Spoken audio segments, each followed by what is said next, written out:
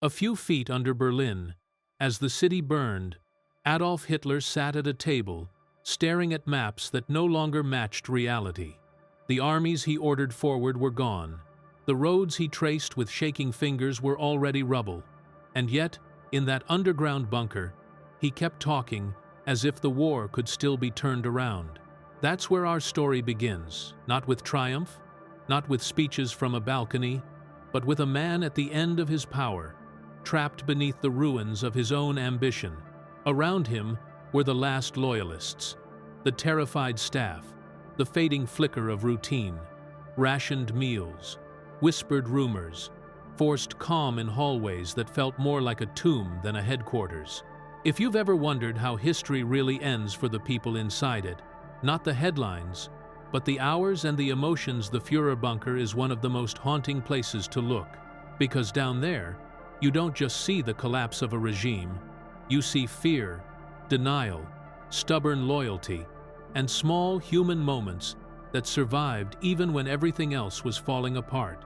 Over the next 15 chapters, we'll walk those narrow corridors together and witness Hitler's last days as they truly unfolded minute by minute, choice by choice, until there was nowhere left to run and nothing left to pretend. You are watching Lullaby of Empires, where history dreams. Beneath a dying city, Berlin above ground was no longer a city in any ordinary sense. It was a living thing that had been struck too many times to keep its shape. Streets that once carried tram bells and morning foot traffic were now torn open like wounds. Whole blocks were missing. Not in the poetic way people sometimes say after a disaster, but literally gone, crushed into jagged layers of brick and steel, pulverized into dust that hung in the air and settled on everything like gray snow.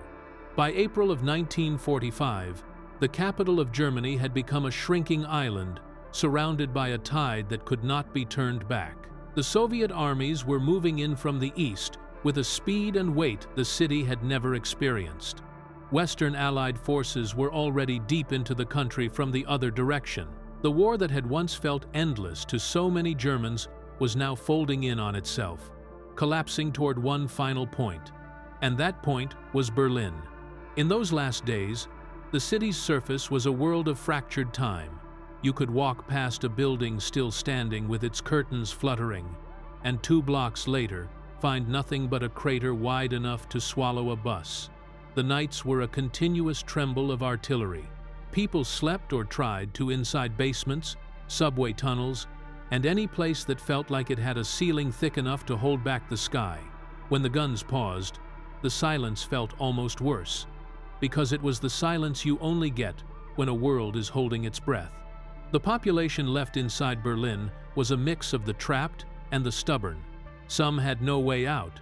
Others refused to leave, because leaving meant abandoning everything they had known, or because the regime had convinced them there was nowhere worth going. There were children in oversized coats, old men in threadbare uniforms, women carrying buckets for water that might not even reach the tap. The war had stripped every gesture down to its most basic meaning: food, shelter, survival, 1 hour at a time. And in the center of that dying city, buried under layers of reinforced concrete and earth, there was another world, smaller, darker, and strangely quiet compared with the chaos above, the Führerbunker. It had been built for a different kind of fear. When construction began years earlier, the bunker was meant to be a last shield against air raids, an underground command post from which Adolf Hitler could direct a war that he assumed would still be winnable. It was built near the Reich Chancellery, close enough to remain symbolic, deep enough to feel secure. 2 levels underground, thick walls, narrow corridors, generator rooms, and ventilation shafts. Everything about it was practical, severe, and designed to keep a government alive beneath a world on fire. But in 1945, it no longer served the purpose it had been designed for. It was not a strategic headquarters anymore. It was a sanctuary for a regime whose reach was already gone. The bunker still had teleprinters, maps, conference tables, and officers arriving to give updates. But those updates were increasingly about things that had already ended, lines that had broken, units that no longer existed, roads that were occupied hours before the message arrived. From above ground, there were only a few entrances. They were guarded, discreet, almost invisible, in the ruins of the Chancellery gardens. If you didn't know where to look, you could walk right past and never guess that underneath your feet, a small society was living its last days. Inside, the bunker was a world of compressed air and shallow light. The walls were painted dull colors that had long ago lost their brightness. The ceilings were low, the hallways narrow. Pipes and cables ran along the surfaces like veins. The hum of the generators never stopped. The air carried the smell of damp concrete, cigarette smoke, sweat, boiled potatoes, and the sourness of too many people living too close together, with too little washing water. Life underground is strange in a way that only those who've experienced it can really understand. Without sunlight, time becomes something you measure by routine instead of daylight. Minutes stretch, days blur. Your body begins to crave things you didn't know you needed: fresh air, open space, a view further than a corridor.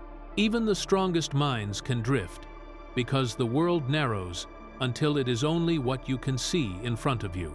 For the men and women who moved through those hallways in late April, that narrowing world was filled with tension. Some were high-ranking officials who had once walked through marble corridors and given orders to thousands. Some were clerks, radio operators, medics, cooks, guards, secretaries. Some were families. The mix was unsettling, almost unnatural: children sharing walls with generals, a nurse passing a propaganda minister in a cramped corridor, a cook handing soup to someone who a year earlier had lived in a palace. The hierarchy still existed, but in a bunker, hierarchy doesn't feel the same. Everyone hears the same artillery. Everyone breathes the same stale air. Everyone stands in the same line for rations. And as the war closed in, those lines blurred, not because power disappeared, but because reality forced itself into every room. At the center of it all was Hitler. By the time he arrived to remain permanently in the bunker mid-April, after having moved between headquarters earlier, he was already a man in visible decline. There is no way to soften that reality. He was 65 years old, but he looked older. His posture had sagged, his movements were stiff and uneven, and his hands trembled noticeably. People who saw him daily could tell the difference from week to week. The strain of the war, his failing health, and the weight of a collapsing world were written across him in a way even his most loyal followers could not ignore. Yet his presence still shaped the bunker like gravity. When he entered a room, people straightened, conversations stopped. Even those who privately knew the war was lost still reacted the way they had been trained to react for years. Power, especially absolute power, does not evaporate neatly. It lingers in muscle memory. It controls, even when the mind doubts. Hitler spent long hours in the map room, leaning over charts that looked precise but were becoming fantasies. The colored pins and lines still existed, but they represented positions that were shifting too fast to track or had already been wiped out. Reports came in from the front, some coherent, some half-garbled, some arriving too late to matter. There were moments where he would explode in rage, shouting at officers for retreating, demanding counterattacks, insisting units hold positions that no longer existed. And then there were other moments, more unnerving, where he would fall into silence, staring at the maps with a hollow intensity that made the room feel colder. Around him, the inner circle moved like anxious satellites.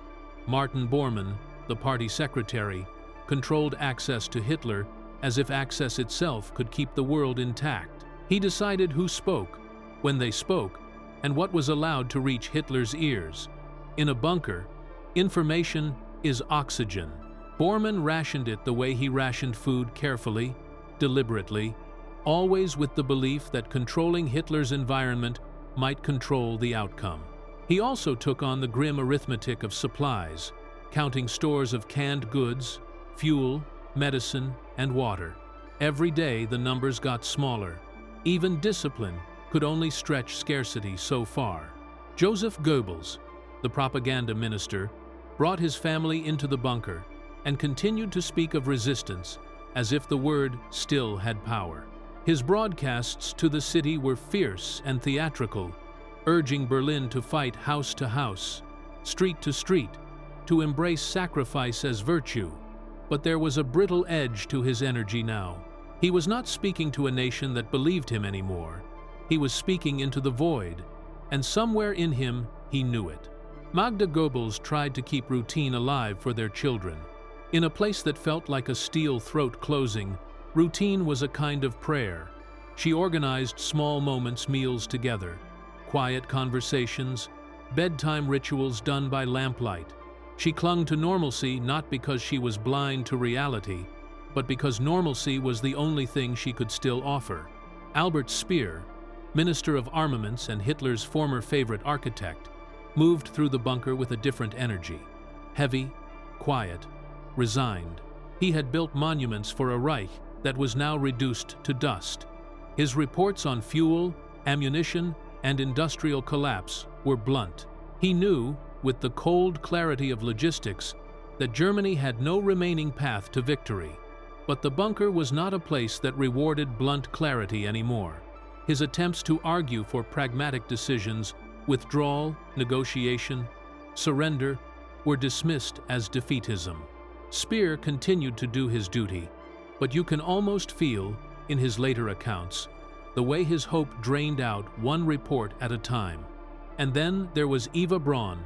She is often remembered in a way that makes her feel like a footnote, but inside the bunker, she was a living presence, a quiet, steady figure in rooms vibrating with dread.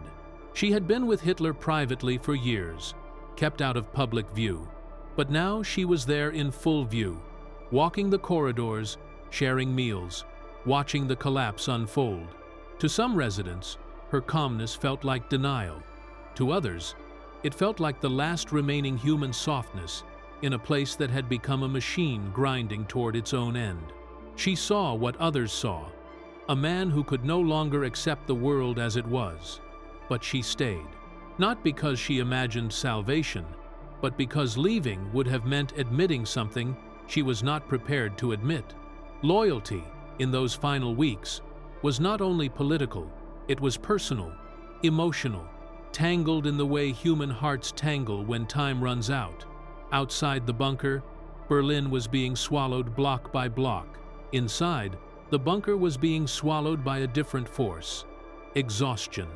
The staff, who kept it running, teleprinter operators, couriers, medical aides, guards, were fraying at the edges.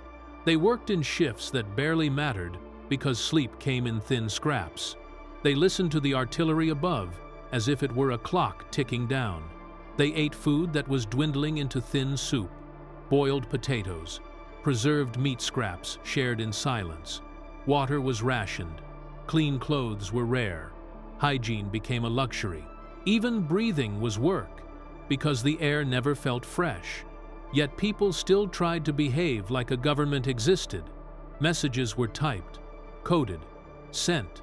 Couriers were chosen to carry orders through rubble-strewn streets to units that might already be dead or cut off. Some couriers never came back. Some came back with eyes that had seen too much. Reports arrived from commanders begging for ammunition that didn't exist, describing neighborhoods collapsing into fire, civilians trapped under buildings, bridges destroyed, lines severed. Every report was a nail in a coffin already built. Rumors moved underground faster than any courier. They drifted down corridors in whispers, that someone had fled, that someone was negotiating secretly, that the Soviets were only blocks away, that Berlin might fall tonight, that Berlin might fall within hours. When fear has no clear target, it becomes paranoid and hungry. People began looking at one another differently, not with camaraderie, but with quiet calculation. Who was still loyal? Who might crack? Who might run? The bunker was not only a refuge from bombs, it was a pressure chamber where trust could evaporate overnight. And still, amid all of this, There were small human moments. They're easy to miss in history, but they were there. A nurse offering a gentle word to a feverish soldier. A clerk reading a few lines of poetry to keep the silence from swallowing him. A guard slipping an extra spoonful of soup to someone weaker. These gestures did not change fate, but they changed how people endured fate, and that matters. If you had walked those corridors in the last week of April, you would have felt two timelines running side by side. One was the official timeline, briefings, orders, discipline, procedures. The other was the human timeline, hunger, dread, sleeplessness.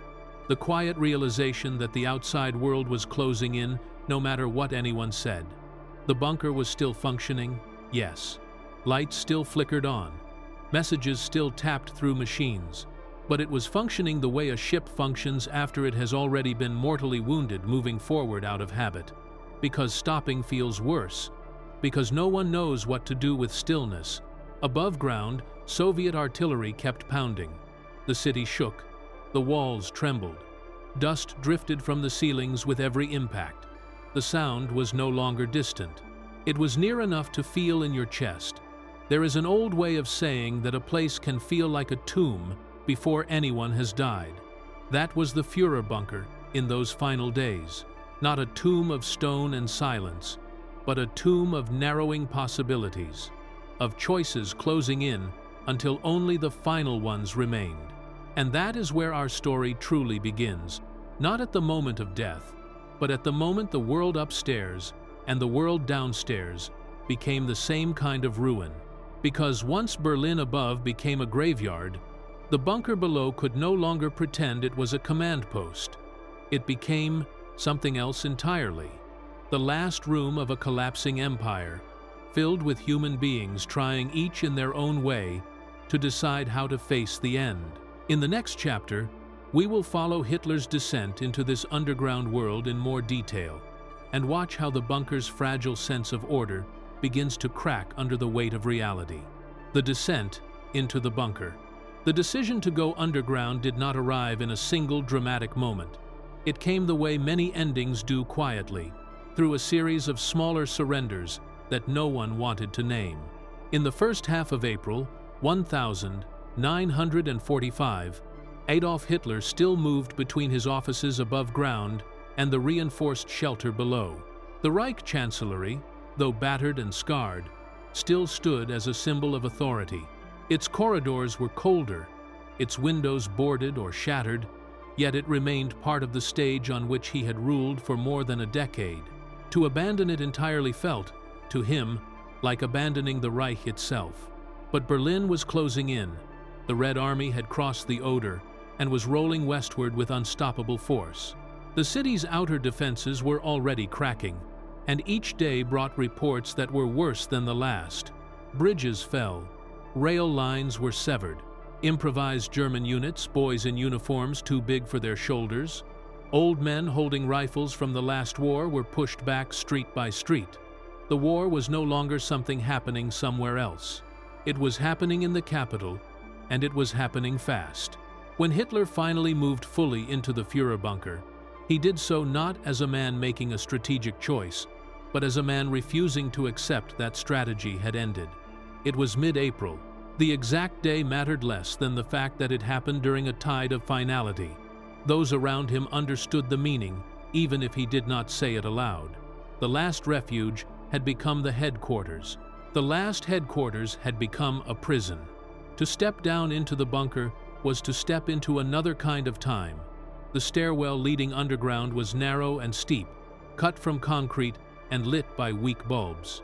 The air changed halfway down. Above, you could still smell smoke and spring air mixed together.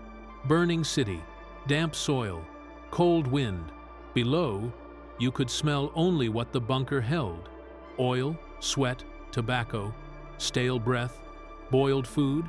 The deeper you went, the quieter it became, until the outside world was reduced to a muffled rumble overhead. At the bottom level, the bunker was not large when measured against the scale of the war it was meant to command. It was a compact maze of rooms fitted closely together: the map room, conference spaces, living quarters, telecommunications, storage, medical areas. There were no grand halls, no marble, no windows. Everything was designed for function, not comfort. Thick doors, low ceilings, walls that made you feel as though you were inside the hull of a ship rather than under a city. Hitler's quarters were slightly more spacious than most, but, even there, the bunker's severity pressed in. You could not escape the sound of machinery. Generators throbbed day and night, pumping electricity and ventilation. Pipes ticked, teleprinters clacked, voices traveled easily down narrow corridors. Privacy, in a place like this, was always fragile. For the staff who worked there, the arrival of Hitler in permanent residence created a subtle shift. There was a sense of heightened purpose, at least at first. If he was here, perhaps it meant there was still a plan. Perhaps there was still time.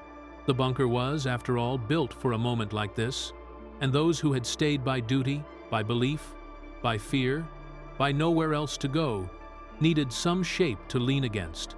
They found that shape in routine. Briefings continued at fixed hours. Reports were typed and filed. Maps were updated. Couriers were selected and sent out. The bunker's kitchen produced meals, even if those meals were shrinking. Guards kept their posts. Secretaries prepared papers with careful hands. It did not matter that the world upstairs was disintegrating. Underground, order was like a spell. If you kept performing it, maybe reality would hold its form a little longer. Hitler settled into his daily rhythm quickly, and that rhythm was both familiar and distorted. He rose late. Sleep was scarce and uneven for him, broken by the tremors of shelling and the restless spinning of his mind. He would emerge into the corridor pale and unsteady, often already irritated. He ate little. His doctors tried to manage his worsening health with strict schedules of medication, sedatives, stimulants, whatever they believed might keep his body moving and his mind present. But even his physicians were trapped inside the same narrowing world as everyone else. Their tools were limited, their control smaller each day. Meetings in the map room became the center of bunker life. You have to imagine that room not as a theater of power, but as a stage for desperation. The walls were draped with large maps of Berlin and its surrounding areas. Colored pins marked German and Soviet positions. Lines snaked across the paper to represent divisions, supply routes, reinforcements. Under different conditions, the room might have felt like a tool for salvation. In April 1945, it felt like a museum of a war that had already passed. Reports arrived from the front in fragments. Sometimes they were clear enough to follow. More often, they were delayed, panicked, incomplete. A commander might say his sector was holding, only for another line to come through hours later, if it came through at all, stating the same sector had been overrun. The city's communications were breaking apart above ground, and the bunker felt those losses like a sailor feels the snapping of ropes during a storm. Hitler's reactions to these reports were increasingly volatile. At first, there was still fire in him. He demanded counterattacks that no one could supply. He accused commanders of cowardice. He screamed that Berlin must hold, that every street must be defended. Those who stood in the room watched him with a kind of stunned discipline. Some still believed his fury meant conviction. Others saw something else, panic dressed in authority. Then the pattern changed. Rage gave way to long silences. He would sit hunched over the maps, his fingers trembling, his eyes fixed on lines that meant nothing anymore. People would wait for him to speak, but sometimes he did not. The room would fill with the sound of pencils scratching and the distant thud of artillery overhead, and no one would dare to break the silence. In those moments, he seemed not like a leader, but like a man stranded inside a collapsing dream. It was not only his mind that was failing, his body was failing too, and no one could hide it. His shoulders were rounded. His gait had slowed to a shuffling unevenness. There were tremors in his hands that grew worse with fatigue. His face seemed carved down to sharp angles. The bunker's medical staff watched these signs with alarm, but also with helplessness. They could not stop time, and time was their enemy now. Eva Braun saw all this more closely than anyone. In earlier years, she had been hidden from public view, kept in the background as a private companion. Now, she walked the bunker's corridors openly, a steady figure amid the tightening gloom. She brought with her a strange quality, not hope exactly, but a refusal to collapse along with the rest. She tried to keep small habits alive: tea served politely, a tidy dress, a soft word delivered in a corner of the hallway. Her presence was not strategic, it was human.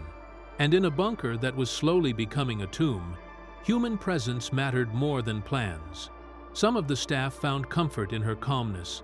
Others found it unsettling, as if calm itself were a kind of denial. But she remained, day after day, watching the man she had tethered her life to unravel in front of her eyes. She did not speak publicly about despair. She did not need to. It lived in her posture, behind her polite smile, in the way she lingered near Hitler's door at night. Martin Bormann tightened his grip as Hitler's grip loosened. Bormann had always been a man of corridors and access, a master of keeping people apart or pushing them together as he wished. In the bunker, his role became even sharper.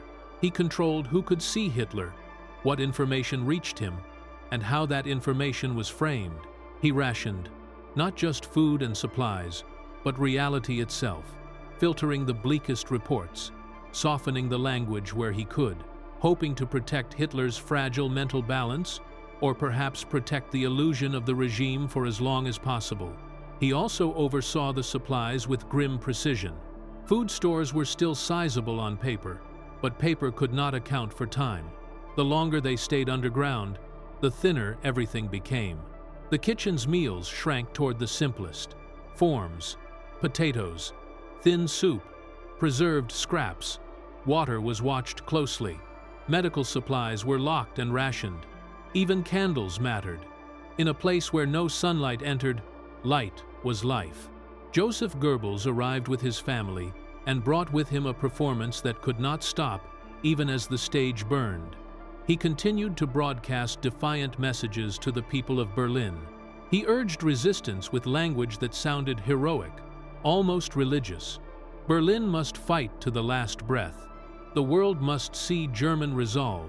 But inside the bunker, his speeches floated in the air like smoke. The people around him heard the artillery. They heard the courier reports. They saw the shrinking rations. They knew that speeches could not stop tanks. Goebbels himself knew it too, deep down.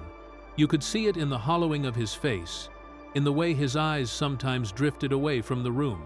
Yet he kept speaking because stopping would have meant acknowledging defeat, and acknowledging defeat would have meant breaking faith with the ideology that had consumed his life. Magda Goebbels fought a quieter battle. Her children were there, small and blinking in the half-light, living their days in hallways filled with adults who carried fear on their backs. She tried to create islands of normalcy for them: bedtime routines, whispered prayers, small games that used scraps of paper or buttons as toys. She wanted, perhaps more than anyone, to believe that routine could act like a shield. But routine only works when the world outside agrees to it, and the world outside was roaring. Albert Speer moved through this underground theater with a different posture, one of resignation. As armaments minister, he understood the war's material reality better than most. His reports were clear. Fuel was nearly gone. Factories were destroyed. Railways severed. Units scattered. In his mind, the war was already over. He tried to urge practical decisions, evacuation plans, negotiations, the acceptance of surrender. Each time, he met the same wall. Hitler either dismissed him or ignored him. The bunker had become a place where logic was treated as betrayal. Speer continued to work anyway, perhaps because duty was all he had left, perhaps because writing and documenting gave structure to a world that no longer had any. His calm presence in those days was almost eerie, like a man already standing with one foot in history. While this circle of leaders wrestled with collapse, the ordinary staff below them were living inside its physical consequences. Teleprinter operators leaned over crackling lines, trying to pull coherent meaning from half-heard words. Secretaries typed in flickering light, their fingers stiff from cold and fatigue. Guards shifted on their feet for hours, listening to the tremors above. Medics improvised treatments for coughs, infections, stress-induced ailments. Hunger gnawed at everyone's patience. Sleep deprivation made faces look older than they were. And, still, the bunker tried to function like a government. Couriers were sent above ground, through streets filled with rubble and sniper fire. Some returned with messages folded tightly, hands shaking from what they had seen. Some did not return at all. Each missing courier shrank the bunker's link to the outside world further, until the bunker felt like a sealed jar. The isolation built paranoia. Whispers moved through corridors. Who would flee? Who would surrender? Who had already betrayed them? Silence became its own language. People avoided meeting each other's eyes too long, afraid of seeing reflected there the truth they were trying to suppress. Small noises, someone dropping a spoon, a door closing too sharply made heads snap around. Yet even as fear thickened, small acts of humanity kept breaking through. Someone shared a cigarette with trembling hands. Someone offered an extra ladle of soup to a younger clerk. A nurse smoothed a child's hair. An officer murmured a memory of home to a comrade who had not slept in 2 days. These moments were not grand or dramatic. They were quiet and fragile. But in a place where despair was tightening its grip, fragility could be its own kind of resistance. By late April, the bunker was no longer just a shelter. It was a world turning inward on itself. The outside battle was pressing down from above. The inside battle was pressing up from within. The battle against starvation, exhaustion, fear, and the collapse of belief. Hitler's descent into the bunker had not saved his regime. It had only carried it into a smaller, darker space, where its final contradictions would unfold. And yet, for the people inside, the descent was not only physical, it was psychological. Every day underground stripped away another layer of illusion. Every incoming report loosened another thread, holding the bunker's fragile order together. The next chapter will follow those incoming reports more closely, the final communications from Berlin's collapsing defenses, and the way they began to break not just the city above, but the hearts and minds below, the last wires to the world. In the Führerbunker, time was measured less by clocks than by the rhythm of reports. Morning did not truly begin until the teleprinter clattered to life. Night did not truly arrive until the last courier returned, or failed to return, and the machines fell into their uneasy, crackling silence. What happened above ground was still the only thing that mattered. The bunker might have been deep and reinforced, but it was not a separate universe. It lived on whatever scraps of information could reach it. At first, those scraps still arrived with a kind of regularity. The bunker had been built for this purpose. Lines ran from its teleprinter room to command posts in Berlin, to military hubs further west, to ministries and field headquarters that were supposed to coordinate defense. Operators worked in shifts, headphones pressed to their ears, fingers hovering over keys, eyes moving between paper and machine. Each message came in a clipped military language, place names, unit numbers, coded requests, terse confirmations. But by the third week of April, that order was unraveling. The lines were still open, technically, yet every transmission came with a kind of uncertainty baked into it. Static, swallowed words. Connections dropped mid-sentence. Reports arrived twice, each version contradicting the last. Others arrived hours late, their relevance already dead by the time the paper cooled in the operator's hands. It was as if the city above were not only being destroyed in streets and buildings, but also in the thin, invisible threads that held a command system together. The teleprinter room became a place of strain. There was a hush there, unlike any other part of the bunker, not because people were quiet, but because they were listening so hard. Operators leaned close to the machines, catching half-heard fragments. Enemy armor, advancing. Sector, bridge destroyed. No ammunition. Civilian casualties, rising.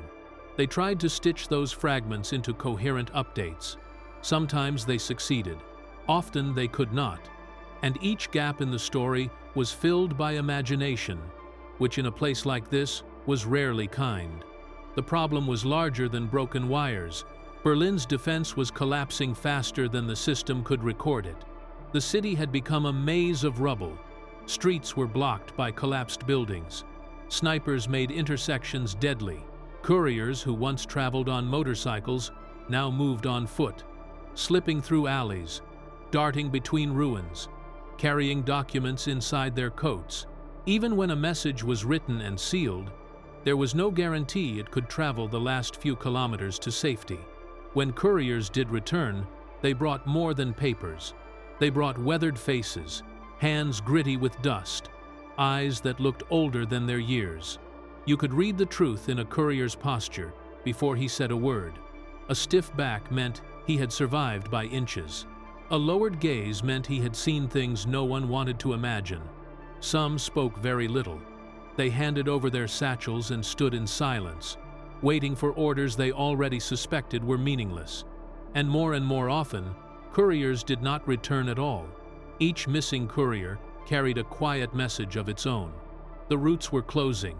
The city was tightening. The bunker was becoming an island. The staff felt that isolation in their bones. Every day, the world above sounded louder and closer. Artillery strikes shaking ceiling pipes, muffled detonations rolling through the concrete like distant waves.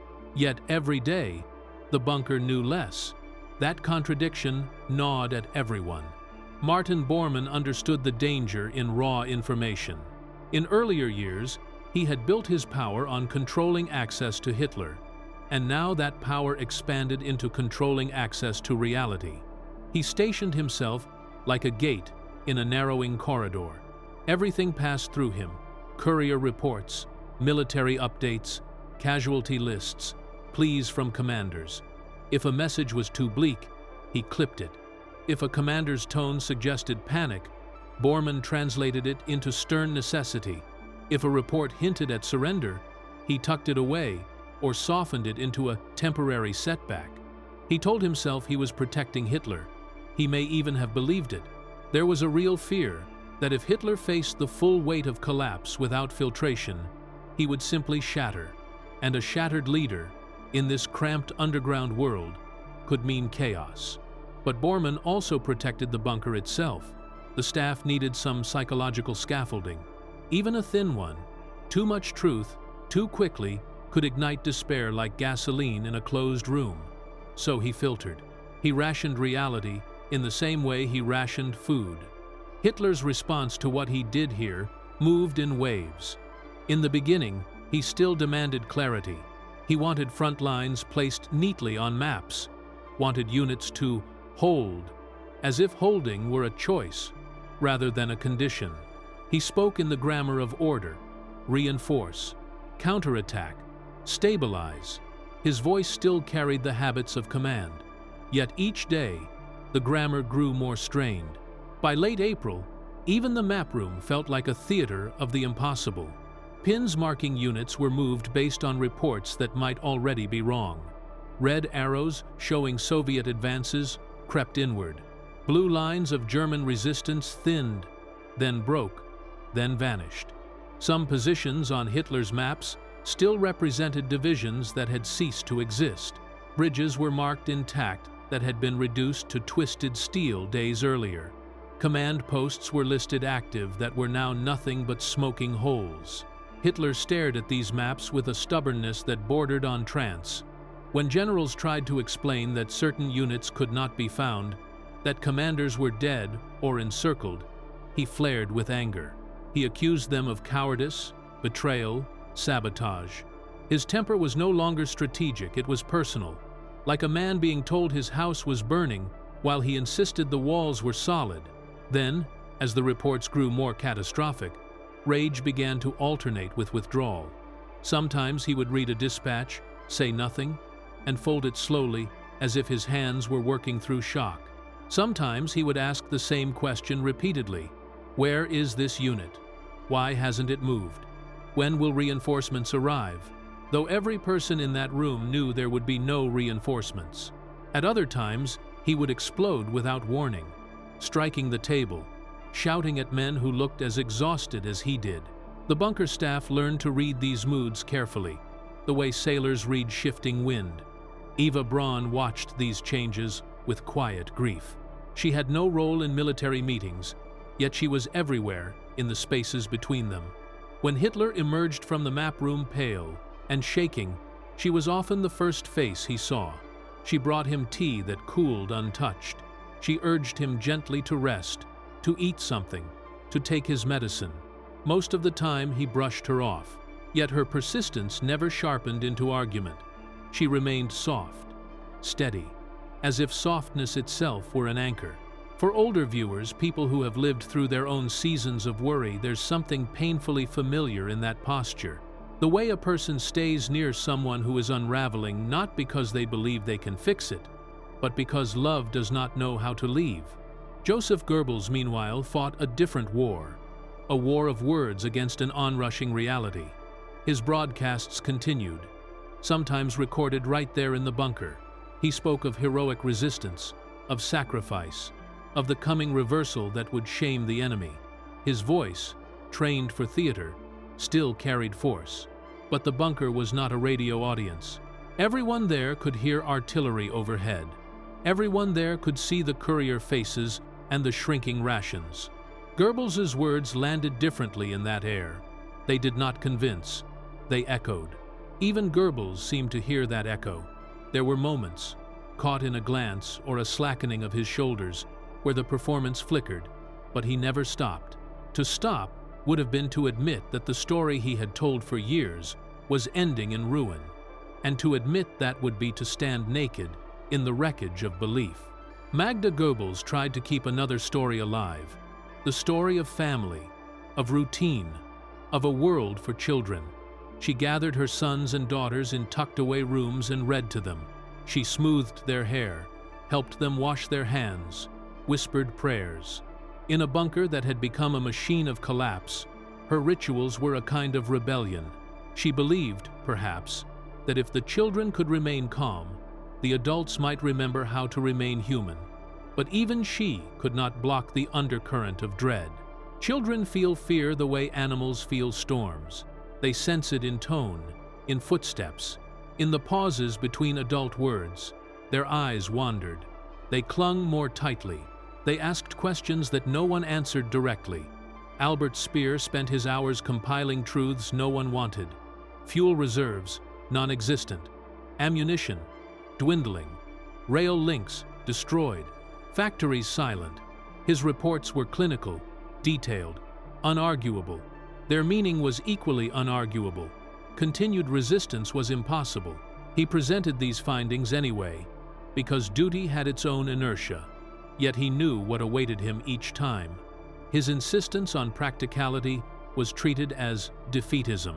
We don't surrender, Hitler would say, sometimes with fury, sometimes with a strange emptiness. Speer would nod and step back into his quieter corner of the bunker, carrying the weight of being both witness and ignored prophet. As the days tightened, rumor thickened. Without clear communication, people filled the gaps with guesses. Some whispered that a relief army was near. Others whispered that commanders were negotiating secret surrender. Some murmured about betrayal inside the bunker itself. Names were spoken softly, then stopped. Trust in a sealed underground world is a fragile thing. When fear grows, trust can shrink to a pinprick. The staff began to watch each other more closely, not always with hostility, sometimes just with a new wariness. A missing officer might provoke a flurry of quiet speculations. A broken transmission might be interpreted not as failure of wire, but failure of loyalty. In the confined air of the bunker, paranoia was almost inevitable, like mold growing in darkness. And yet, humanity still flickered through that darkness. A clerk would offer a tired operator a corner of his bread. Two soldiers would trade cigarettes and speak quietly about homes far away. Medical staff, exhausted beyond reason, still checked on the ill with gentle hands. In corridors late at night, you might hear low voices sharing memories of childhood rivers, of summer fields, of parents long gone. In those moments, the bunker was not a machine.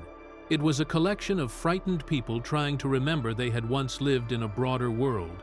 By the last week of April, the bunker's communication links were barely more than a pulse. Static dominated the lines. Reports came as gasps rather than paragraphs. Berlin's outer defenses were collapsing sector by sector. The Red Army was entering neighborhoods that had once housed ministries, theaters, gardens. Each incoming message carried the same theme in different forms. We are being pushed back. We can't hold. We have no supplies. We are surrounded. Operators typed these messages out anyway. Couriers carried them anyway. Bormann filtered them anyway. Hitler read them anyway. That anyway became the bunker's heartbeat. Because even when action no longer changed fate, routine still changed how people endured it. Human beings cling to structure the way hands cling to railings in a storm, not because the railing stops the storm, but because it gives the body something to hold while the world tilts. The Führerbunker was now held together by these last wires to the world thin, fraying, sometimes imaginary. Every broken line was another step toward isolation. Every garbled report was another blow to the illusion of control. The collapse upstairs was no longer a distant battle. It was a tightening ring, felt in every tremor of the ceiling and every breath of stale air. And in that tightening ring, something else was collapsing too. The belief that orders could still shape reality. In the next chapter, we'll enter the moment when even filtered messages can't hide the truth, when Berlin's defenses fall inward, and the bunker's people realize they are not awaiting rescue or victory, but an ending that has already begun. The map room of vanishing armies. By late April, the Führerbunker had settled into a strange, double life. Above ground, Berlin was being torn apart street by street, bridge by bridge, while below ground, the bunker tried to keep acting like a functioning headquarters. The residents moved through their routines with the stubbornness of people who can't afford to look too long at the edge of the cliff. They still held briefings. They still drafted orders. They still gathered around maps, as if paper and pins could slow what steel and fire were already finishing. The map room became the center of this illusion. It wasn't large, nothing in the bunker was, but in those cramped walls, Berlin and Germany were reduced to surfaces. A wide table, layered with maps, lines traced in colored pencil, pins marking units, arrows showing attacks that existed more in hope than in fact. Lamps hung low and gave off a tired yellow light, making the whole room feel like a late-night train station where no trains were coming. Hitler spent more and more time there. He had always lived in maps. Even years before, he trusted the geometry of war more than the muddy truth of soldiers' boots. Now, as the city above collapsed around him, the map room became his last stable world. He hovered over it with a body that had grown thin and trembling. His posture was stiff, his jaw set. When he leaned close to the lines, his breathing came shallow, like the effort of seeing had become exhausting. The maps themselves were beginning to betray him. At first glance, they still looked orderly. Sectors labeled, streets traced, defensive lines shaded. But when you listened to the reports arriving from outside, you realized the paper was already out of date. Units pinned in blue, holding positions, had been scattered days ago. Routes marked open were clogged with rubble and burning vehicles. Bridges drawn intact were twisted ruins in the spree. Some command posts listed as active had been abandoned so long ago that weeds were probably pushing through their floors. Yet on the map, they were alive. Hitler treated that life as real. When a courier brought in a report announcing the fall of an outer district, he did not move into acceptance. He moved into correction.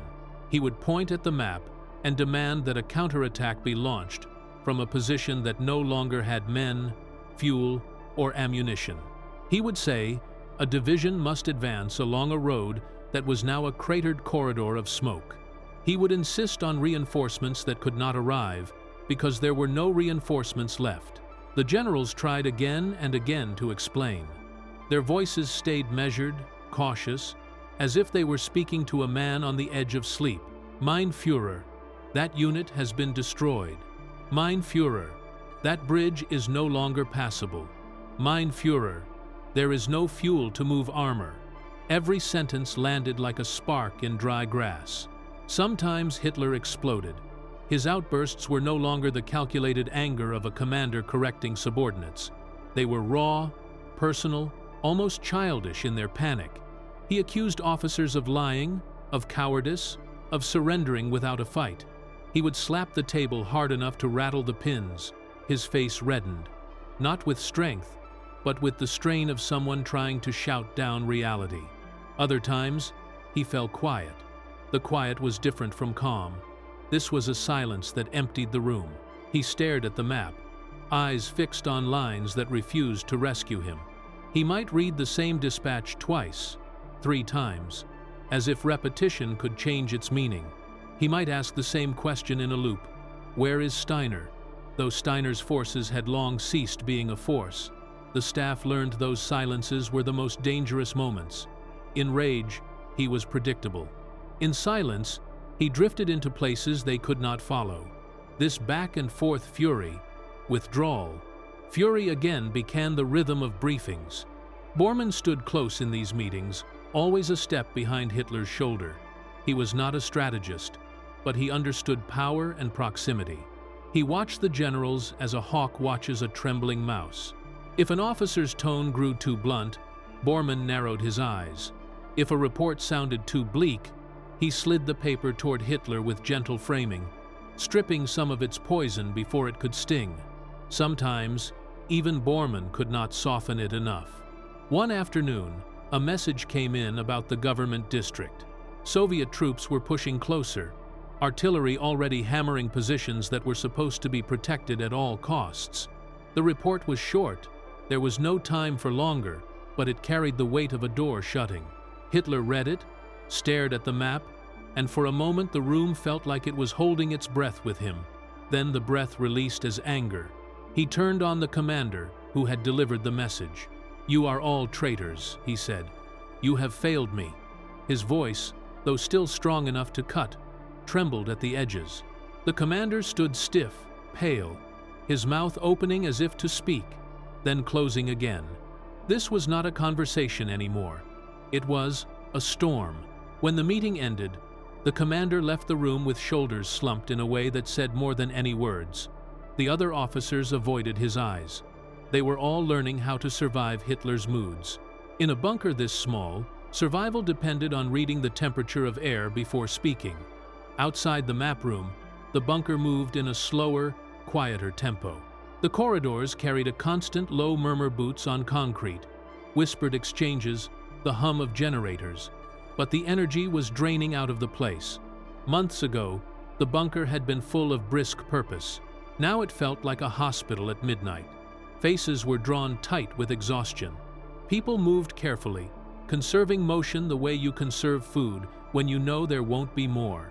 Rations had become thinner. Meals were built on leftovers of leftovers. Boiled potatoes, diluted soup, preserved scraps. Water distribution was a strict routine. Even warmth became a thing measured and rationed, since the bunker's air was cold and damp. For medical staff, supplies were a daily arithmetic of loss. Bandages ran low. Antibiotics were nearly gone. When someone fell ill or wounded, they treated what they could, then prayed the body would do the rest. Sleep was rare, and when it came, it was broken. The constant concussion of artillery above ground shook pipes and walls. Even the most exhausted people woke to sudden tremors, hearts racing, thinking the ceiling had cracked. Some residents began to drift through days like ghosts, performing tasks without remembering later that they had done them. Others were taut with nerves, snapping at small things, someone stepping too loudly, someone taking a larger portion, someone asking the wrong question. Rumors threaded through this tension. People whispered that certain commanders had fled. Others whispered of secret surrender talks. There were stories of Soviet troops already in nearby districts, stories of civilians turning on soldiers, stories of betrayal inside the bunker itself. The rumors did not have to be true to be powerful. In a sealed space, fear grows its own wild garden. Eva Braun moved through these corridors like someone walking among sleeping animals. Her presence softened rooms. She spoke quietly to staff, sometimes offering a kind word or a small smile. She asked if people had eaten. She reminded nurses to rest when they could. She was no longer the carefree woman of earlier years, the photographs of parties and lakesides. Her face was drawn now, her eyes tired, but her gentleness had not left her. When she entered the map room, the air changed. Hitler's eyes followed her, not always warmly, but always with a kind of anchoring recognition. She would stand close, not interrupting, not pleading, simply existing beside him. Sometimes she touched his arm lightly, and for a moment his shoulders would settle. She would ask if he'd eaten. He would grunt or wave her away. Yet she remained. For older listeners, that image carries a quiet sadness.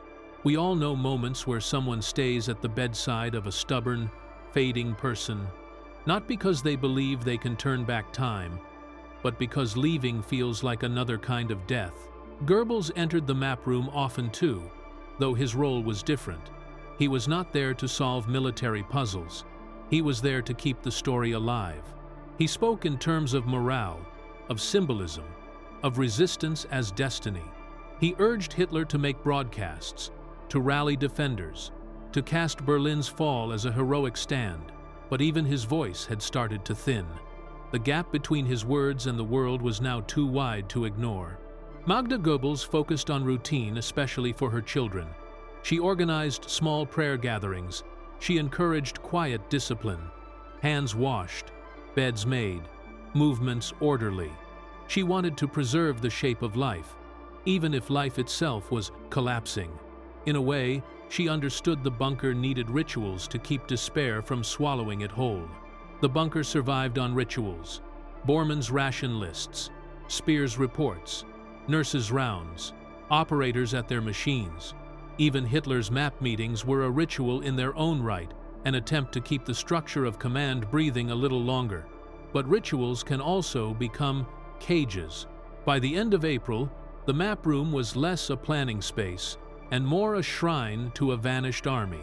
Hitler kept moving pins, drawing arrows, speaking of counterattacks, because to stop doing those things would mean accepting that control was gone. The bunker watched him, listened to him, and adjusted their own emotions accordingly. When he was furious, they braced. When he fell silent, they feared collapse. When he returned to the map table and issued another impossible order, they kept acting as if there were still a world where orders mattered. It was a kind of shared theater. No one called it that. No one could afford to. Because even in the face of absolute defeat, people need a structure to hold on to. The human mind, especially in old age and in crisis, often clings to routine like a lifeline. You don't have to believe the routine will save you. You only have to believe it will get you through the next hour. In the Führerbunker, that was all anyone had left. As night came down on April 28th, the map room lights stayed on. Hitler sat longer than usual. The generals had left with haunted faces. Bormann lingered, quietly sorting papers. Speer retreated to his corner to write another report that would change nothing. Eva Braun stood at the doorway for a moment, watching the man who could not let go of his own map of the world. Above them, Berlin burned. The Red Army moved closer. The last defensive lines were folding inward like paper in fire. The map room still said, "Hold." The city said, "Already fallen." And somewhere between those two realities, the bunker drifted toward its final days. The night the air turned heavy. There is a particular kind of night that settles over a city before it dies. Not the night of quiet streets and sleep, but a night that feels crowded even when no one speaks. By the evening of April 28, that kind of darkness had wrapped Berlin, and the bunker beneath it seemed to inhale the same air, thick, stale, full of smoke and inevitability. Inside the Führerbunker, time was beginning to lose its edges. People still spoke in hours and dates, but those words were turning hollow. The residents lived by the rhythm of shells overhead and the shuffle of footsteps in the corridor. Day or night mattered less than the next report, the next ration, the next tremor through the concrete. The air down there was already bad, damp, metallic, and tired, but now it felt heavier. You could sense it in the way people breathed, as if every breath had to be measured and shared. Ventilation fans hummed like old lungs trying to keep up. The narrow halls held a smell that was part diesel, part sweat, part cold soup gone thin with too much water. It clung to clothes and hair and skin. It was the scent of a place that had stopped expecting to be lived in much longer. In the communications room, operators leaned close to crackling lines, straining to catch words broken by static. The teleprinters, once alive with constant tapping, now fell silent for long stretches, then jolted back to life with frantic bursts. Messages arrived in fragments, like torn letters from a ship already sinking. Ammo gone, enemy in sector, bridge destroyed, civilians flooding shelters. Some dispatches came late hours, even a day behind reality, because couriers could no longer move freely above ground. When those men and boys returned, their faces carried the glaze of people who had walked through hell and still couldn't quite name what they'd seen. They'd deliver a note with hands that shook slightly, not from cold, but from the memory of streets on fire. Each report was read, filtered, passed upward, and each time, the same question hung in the room like smoke. How much longer? Bormann's answer was always a routine. He tightened ration schedules, confirmed inventories, assigned guards to storage rooms.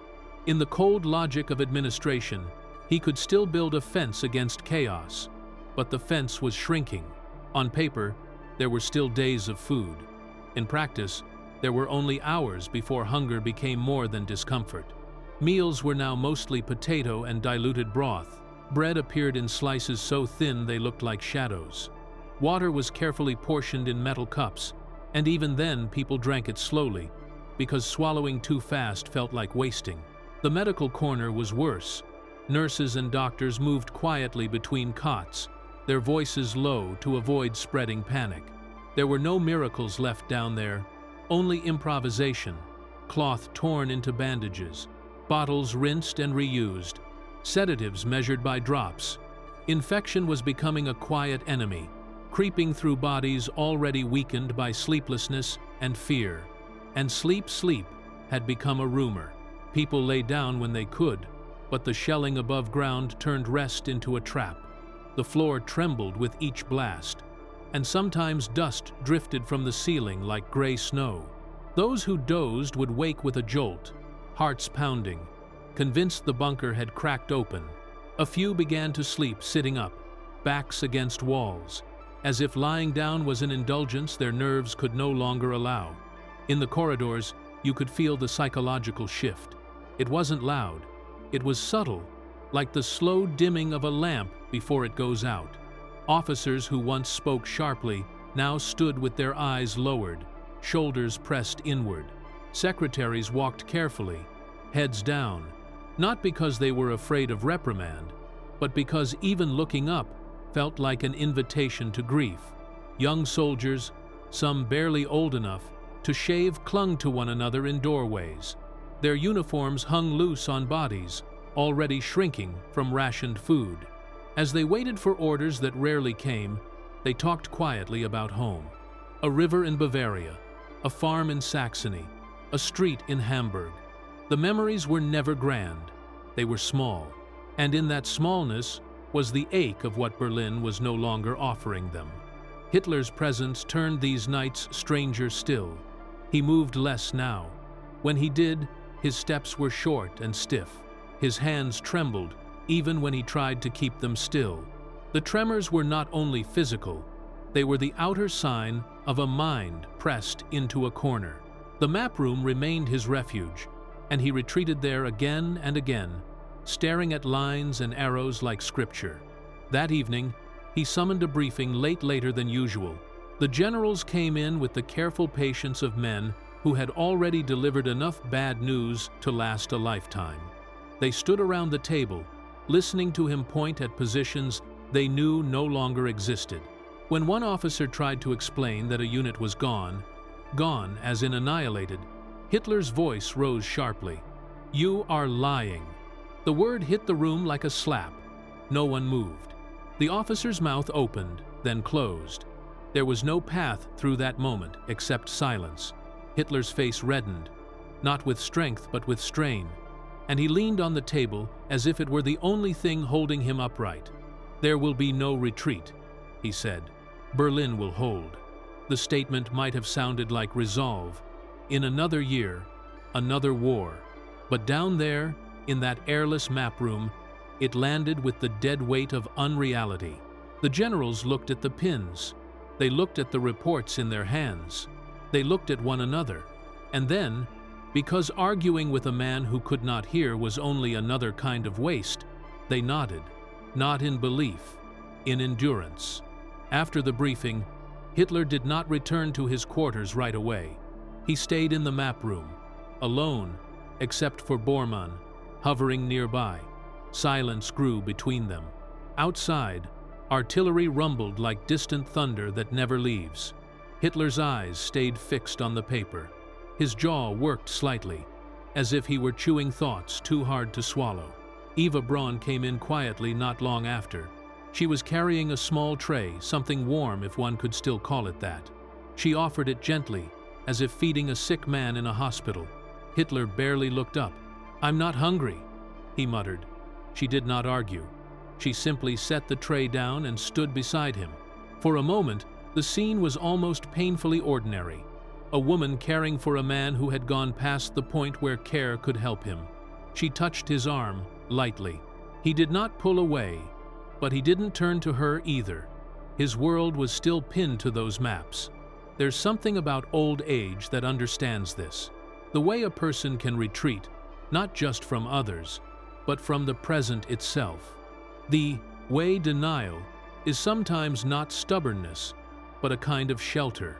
For the older listener, this moment may feel eerily familiar not because of who Hitler was, but because of what human beings do when reality becomes too heavy to hold. Down the corridor, Goebbels was preparing another broadcast. He sat at a small desk, papers spread before him. The words of defiance shaped again and again. He knew Berlin was dying. Everyone knew. Yet his job was to keep the story alive, even if the story had become a candle in a hurricane. He rehearsed lines about sacrifice, about duty, to the last breath. His voice sounded steady when he practiced, but there was a strain in it now, a hollowing. Magda Goebbels guided their children through bedtime routines that no longer made sense. She brushed hair, told small stories, looked for a gentle form of prayer. The children were quiet, too quiet. They had learned to read adult fear the way animals do. They did not ask questions. They absorbed the atmosphere, wide-eyed, as if the bunker itself were a storm they could not name.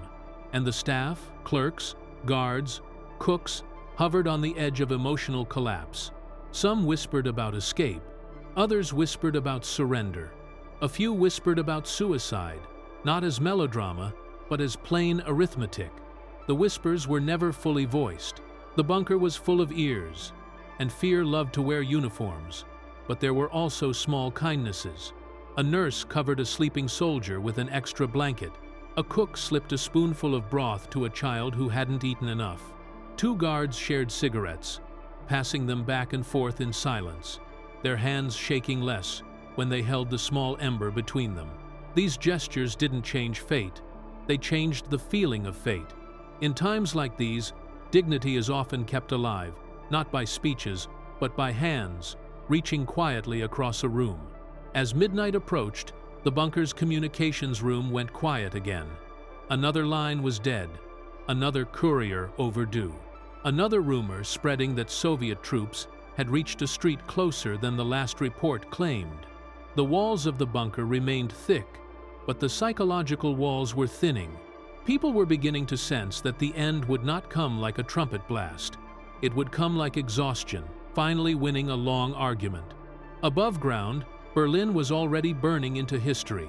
Below ground, the Führerbunker drifted forward in dim light, thin soup, and trembling hands, its people still moving, still working, still breathing, because that was all a human being can do when the night turns heavy and the world refuses to stop. The city breaks in rings. Berlin did not fall all at once. It broke in rings, like an old tree splitting from the outside toward the heart. The outer defenses were the first ring streets and bridges and rail yards that had once carried the rhythm of daily life. By late April, those places were no longer part of a city. They were battlefields measured in meters and minutes. From inside the bunker, the fall arrived through words, not speeches, not dramatic announcements, just lines of text punched through teleprinter paper, or murmured by exhausted couriers who smelled of smoke and cold rain. Enemy armor on the Frankfurter Allee, bridge at Moltke destroyed, Volkssturm units dispersed, Tiergarten sector collapsing. These messages did not come with context anymore. There was no time for context. Each note was a blunt instrument, and every instrument struck the same note. The ring was tightening. The men in the communications room began to recognize the rhythm of collapse. You could hear it not only in what the reports said, but in how they were written. Early in the siege, the dispatches were formal: name, unit, time, situation, request. Now they were stripped bare, shorter, wilder, sometimes ending mid-sentence as a line went dead. There were also long silences. Those were worse. When a sector fell, it often went quiet first. The operators would keep calling, switching frequencies, tapping a key impatient, terrified little bursts. Nothing returned, but static. That sound, the hiss of empty air, became one of the bunker's most haunting voices. Above ground, the outer city was tearing open under pressure that no one could absorb. Soviet artillery pounded neighborhoods night and day. Streets gave way to craters. Tram tracks twisted like broken bones. Entire blocks vanished behind smoke so thick it turned daylight into a brown dusk. The Spree River, once a line of life through Berlin, became a barrier of shattered bridges and bodies drifting in slow currents. Civilians were still there. Hundreds of thousands of them, some running, some hiding, some simply waiting, because there was nowhere left to go. Basements filled with families shoulder to shoulder, listening to the city collapse above them. Hospitals overflowed until they became halls of moaning and blood and helplessness. Water lines broke. Power failed. Disease followed the way it always does when order dies. In distant parts of Berlin, small pockets of defense fought on almost as reflex. Boys with rifles too heavy for their arms. Old men in threadbare uniforms. Soldiers without ammunition who still held corners because they didn't know what else to do. Their resistance was often brave in the way last things can be brave, but it was also tragic, because bravery without support is just being swallowed slowly. Every hour, the ring shrank. Inside the bunker, the reception of these reports was a slow, painful unraveling. At first, senior officers tried to keep the machinery of command alive. They traced lines on maps. They spoke in terms of counterattacks, fallback positions, reinforcements, if only to keep their own minds from collapsing. But the maps were becoming fairy tales. Units marked in green no longer existed. Arrows meant to show movement pointed into emptiness. Even the language changed. Hold turned into delay. Counterattack turned into attempt, if possible. Victory disappeared entirely. Hitler received the reports in sessions that were growing shorter and more volatile. His mind moved between rage and retreat, the way a fever moves between heat and cold. When a dispatch confirmed that another bridge was lost, he slammed his fist on the table so hard the pencils jumped. Then rebuild it, he snapped, as if men could rebuild bridges under tank fire with no steel, no cranes, no time. A general tried to answer gently, "Mein Führer, the engineers are dead or dispersed. The river is under direct enemy fire." Hitler stared at him in a way that froze the room. Excuses. Sometimes he shouted after that. Sometimes he didn't. In the last days, his silences were more frightening than his outbursts. He would sit hunched over the map, eyes fixed, lips pressed tight, as if by refusing to speak he could refuse to be moved. Eva Braun saw these moments from the side of the room. She did not interrupt. She had learned, over years, when his mind was reachable and when it was sealed shut. Now it was sealed more often. She waited until meetings ended, then offered small comfort: a cup of warm liquid, a quiet remark, a touch on the shoulder. Sometimes he accepted her presence, like a man accepts a blanket in winter without looking at it, still grateful for the heat. Other times he waved her away, irritated by anything that reminded him he was human. Goebbels moved through the bunker like a man trying to keep a theater open after the audience has already fled.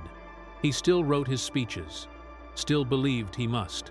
Broadcasts continued to go out in Berlin when radios still worked. Calls to resist, to hold, to sacrifice. But even his voice had changed. There was a tremor now, not of fear necessarily, but of strain. The words were still harsh, still fiery, but they carried the faint echo of someone who knew he was speaking to ruins. Magda kept the household and staff orbiting around small rituals, the way a person might keep a lantern lit in a storm. Prayer circles, little meal routines, quiet songs for the children. She did not deny the collapse. She simply tried to make it bearable. Yet, with each fresh report, you could feel the rituals thinning. Even faith grows tired when shells never stop. Bormann tightened control as a survival reflex. He controlled who entered Hitler's rooms, who spoke in meetings, what reports were shown in full, and what were softened. He counted supplies with the same meticulous care he had used in years of power, except now the numbers were crueler. Each list ended with a silent question: how many days is this really? And Speer watched the ring collapse through the lens of logistics, which is a bitter way to see a dying city. He read inventory reports that were almost comical in their hopelessness. Fuel reserves, negligible. Transportation, disrupted beyond repair. Factories, gone or unreachable. He knew what the numbers said. He also knew Hitler would not accept them. When Speer spoke up softly, pragmatically about withdrawals or surrender negotiations, he was dismissed as defeatist. But the more the outer ring broke, the more his face took on the look of a man already turning into a witness rather than a participant. Among the ordinary residents, the fall of the outer defenses seeped into the bunker like damp through concrete. A cook who had family above ground began to cry without warning in the kitchen. A young secretary pressed her hands over her ears when artillery shook the ceiling and whispered, "It's closer." A guard, normally stern, handed his bread ration to an older clerk who looked too weak to stand. Rumors multiplied in the empty spaces left by broken communications. One morning it was said the Americans would reach Berlin. By noon, it was said they had turned back. By evening, someone whispered that Soviet soldiers had already entered the government district. Every rumor was a way of filling silence with something shaped like meaning. Paranoia also grew. When people are trapped underground and starved of truth, they begin to suspect one another. A man who disappeared for half an hour became a subject of whispered investigation. A door left ajar felt like a threat. Someone speaking too softly was suspected of plotting. The bunker was not only losing contact with the world above, it was losing contact with itself. And yet, even in that tightening ring, even as the outer city shattered, human beings kept doing what human beings do in their last hours. They looked for one another. In a dim corner near the medical cots, a nurse sat with a wounded soldier and read him a few lines of poetry from memory. Not loudly, just enough to steady his breathing. Somewhere else, a clerk found an old photograph in her coat pocket and showed it to a friend. A child on a swing, sunlight on a summer street. For a minute, the bunker was not a tomb, but a place where something warm had once existed. Outside, Soviet forces were now breaking through the last outer defenses in waves. The ring was nearly closed. The city's heart still beat, but irregularly, like a body losing blood. Inside, the residents felt it without needing to be told. The bunker had become a listening chamber, tuned to the city above. Every tremor, every silence, every report, whether it arrived or didn't, was another crack in the ring. Berlin was not surrendering yet, but Berlin was breaking, and in the Führerbunker, deep under the rubble, they could hear the sound of the break coming closer, one message at a time. The final decisions, despair, loyalty, and moral struggle.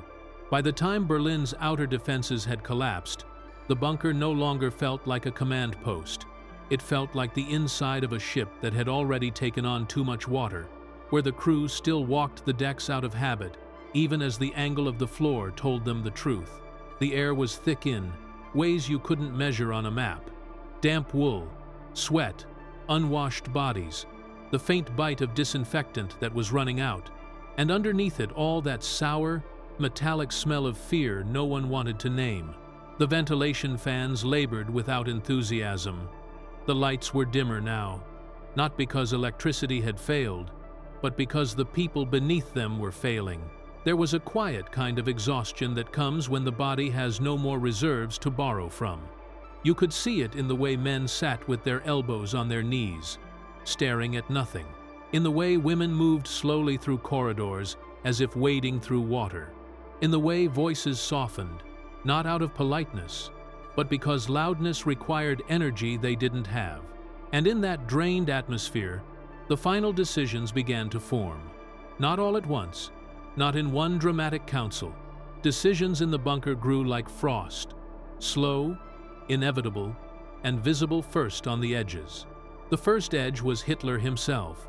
He still called meetings, still demanded updates, still studied maps, but the maps were no longer tools of war. They were comfort objects, like an old man holding a medal from his youth. He traced lines that meant nothing. He ordered movements that could not happen. Yet to him, those orders were real. It is difficult to understand from a distance how power unravels. People expect a tyrant to fall with fireworks or a sudden confession, but inside the bunker, Hitler did not realize defeat the way a healthy mind might. He moved in circles. 1 hour he burst into fury at a general for retreating a unit that had already been crushed. "The city must be defended street by street," he shouted, the words ringing against concrete. "No surrender, not one step back." The general swallowed. "Mein Führer, there are no streets left to defend. The units are scattered. Ammunition is gone." Hitler's eyes narrowed. The room held its breath. He was not hearing strategy anymore. He was hearing betrayal. When reality contradicted him, he saw not facts, but disloyalty. This was the shape his mind had taken in the end. A fortress inside the fortress, built of suspicion and obsession. In the next hour, he could fall silent, cutting the air with a stare so empty it frightened even his most loyal aides. He would sit without moving, hands trembling on the table, eyes fixed on a map that no longer represented a real place. The people around him learned to measure these silences like weather. If the silence lasted too long, you walked carefully and spoke carefully, because a storm might follow. Eva Braun lived nearest to that weather. She did not argue, she did not plead. She had learned that sermons were useless in a sinking world. Instead, she became a steady presence, quiet steps, gentle hands, the small rituals of care that require no permission. She coaxed him to eat when he could. She brought him tea in a chipped cup. She turned away with grace when he dismissed her. But her loyalty was not a performance. It was what she had chosen as her life's meaning. And now, as the bunker shrank into its last hours, it was what she clung to. For a woman in her position, there were no clean doors left to walk through, only the one beside him. The second edge of decision grew in the Goebbels family. Joseph Goebbels never stopped believing in the story he had helped write. Even now, as the bunker shook and the city turned to ash, he still spoke of sacrifice and destiny. He still recorded messages. He still urged resistance. But behind those speeches was a man who had begun to sound hollow even to himself. In private, his voice lowered. His shoulders sagged in ways that cameras never captured. He looked older than he was. There was a moment witnessed by a secretary who later recalled it when he stared at his notes, then at the ceiling shaking from artillery, and said quietly, We are asking ghosts to stand up and fight." He did not say it to anyone important. He said it to the air. But it was the closest he came to truth. Magda Goebbels answered the coming end differently. She did not speak about politics. She spoke about routine. She gathered her children for bedtime stories, even when there was no bedtime. She braided hair. She whispered prayers. She tried to hold the family together with the same tools a mother uses in peaceful times: softness, order, love, because those were the only tools she had left.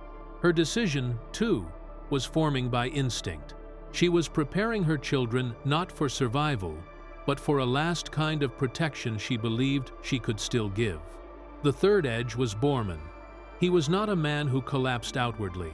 He did not weep, or pace, or shout. He narrowed, like a knot in wood, tightening under strain. He controlled the flow of information to Hitler more fiercely now, because it was one of the last forms of control he could still exercise. He rationed supplies with bitter precision. The ledger was not just numbers to him. It was time. Bread, measured in slices. Water, measured in tin cups. Medicine, measured in pinches. Every allocation carried a quiet, unavoidable cruelty. An extra bowl of thin soup to one person meant less for another tomorrow. A morphine injection for a dying soldier meant none for the next agony. Bormann's mind tried to keep discipline alive because discipline was the only thing he knew. But even he could feel that the bunker was shifting beyond his rules. Authority is a fragile thing in starvation. People can pretend to obey, but their eyes begin to wander. The fourth edge was Speer, and his edge was conscience. He had spent years building the state's machinery factories, weapons, roads, believing he was serving Germany, or at least serving something bigger than himself. In these last days, his mind was filled with ledgers of failure. He knew the numbers didn't lie, knew the fuel was gone, knew the railways were shattered, knew the troops were scattered, or dead, or surrendering, whether anyone approved it or not. He wrote it all down anyway, because some part of him needed the truth recorded if nothing else could be saved. When he spoke of withdrawal, of negotiation, of surrender, he was not speaking as a rebel. He was speaking as a man, staring at a house on fire and asking why no one was leaving. Each time his advice was rejected, his hope thinned. You could see it in the way he stood a little apart from the others now, an observer in a room where obedience still pretended to be alive. And then there were the ordinary residents, the clerks, cooks, guards, nurses, operators, the ones history seldom names. They were the bunker's bloodstream. They kept lights on, messages moving, meals distributed, wounds cleaned. But by the final days, even their tasks became strange. You could not plan for tomorrow when tomorrow might not exist. Some of them obeyed simply because obedience was safer than thinking. Some obeyed because they genuinely believed. Some obeyed because they were afraid not to. But the moral struggle was everywhere. A young guard wondered whether to try to escape and risk being shot in the rubble, or to stay and die underground. A nurse wrestled with giving her last bandage to a wounded officer when 3 other patients needed it more. A secretary debated whether to destroy files that might condemn people later, or keep them as evidence of crimes already committed. These were not heroic decisions. They were human ones, the kind that come when a world collapses, and you are left with your small corner of it in your hands. Paranoia thickened around all of them. Someone whispered that a senior officer had slipped away to surrender. Someone else insisted that the SS would shoot anyone who tried to leave. A rumor spread that Soviet troops were already in the Chancellery garden. Every rumor made its way down the corridor like smoke, curling into every conversation, every silence. Trust frayed. People spoke carefully, or not at all. Yet even in that fog, acts of compassion kept surfacing, small and stubborn. A cook pushed half his ration toward a trembling young recruit with the simple lie, "I'm not hungry." A clerk sat beside a woman who had begun to cry silently and rested a hand on her shoulder. No words needed.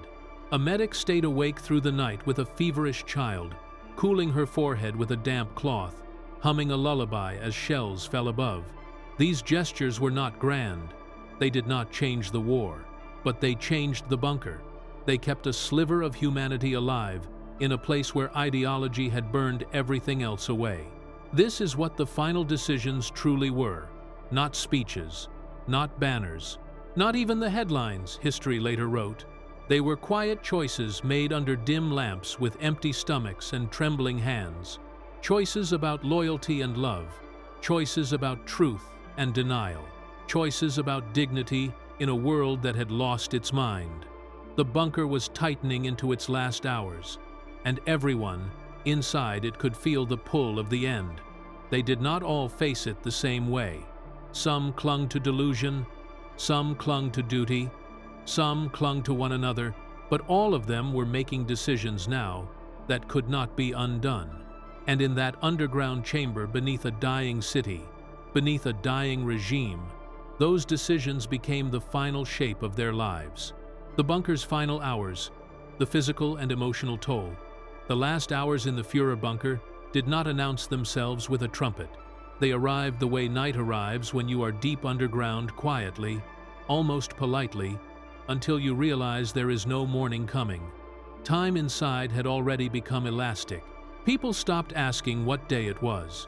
They measured life by the rhythm of shelling above, by the thin meals served in metal bowls, by the crackle of a teleprinter that now delivered more silence than messages.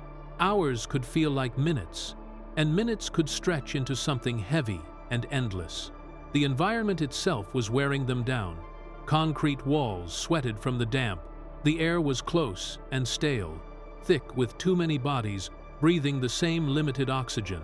Lamps buzzed faintly overhead, their yellow light flattening faces into pale masks. The ventilation system still worked, but it could not bring in freshness, only a muted, dusty breath from a city burning in pieces. Everywhere you looked, you saw the toll. Not the dramatic kind that belongs in war films, the slow kind that belongs to real people trapped too long in fear. There were hollow cheeks, hands that shook when lifting a cup, shoulders that slumped as if carrying invisible packs, eyes rimmed with red from sleeplessness, and smoke that found its way even underground. Food had become a ritual of scarcity. The kitchen staff had long since stopped cooking in any normal sense. They assembled meals the way you assemble emergency rations. Thin soup stretched with water, potatoes boiled until they surrendered their last starch, preserved meat shaved into slivers so small they felt more like memory than nourishment. A cook would ladle soup into bowls with the solemnity of a priest, knowing each portion represented a decision about the next day. People ate slowly, not to savor, but to make the moment last.